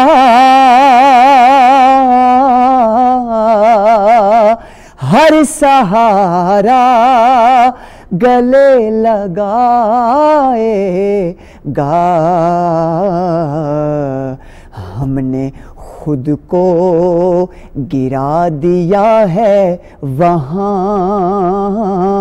गिरने वाले जहाँ संभलते हैं।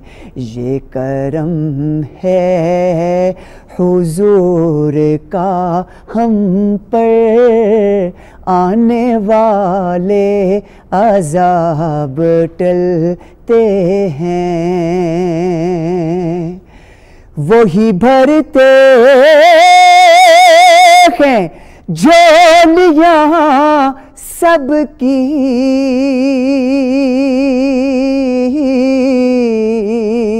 वो समझते हैं बोलियाँ सबकी। वही भरते हैं झोलियाँ सबकी, वो समझते हैं बोलियाँ सबकी। आओ बाज़ार मुस्तफ़ा को चले, खोटे सिक्के वहीं पे चलते हैं। ये करम है हुजूर का हम पर, आने वाले अज़ाब टलते हैं। जज़ाकल्लाह, बहुत शुक्रिया। और अपने मेहमानों का भी शुक्रिया अदा करते हैं। अल्लामा साकिब अकबर साहब साथ मौजूद थे आज इस ट्रांसमिशन में, और मुफ्ती मुनीर अहमद साहब। आप दोनों मेहमानों का बहुत शुक्रिया सर। दुआ में हमें भी याद रखिए, हमारे व्यूअर्स से भी हम ये कहेंगे दुआ में हमें भी याद रखिए, पाकिस्तान को भी याद रखिए, बहुत सा ख्याल रखिए। मुलाकात करेंगे मंडे को। अल्लाह हाफ़िज़।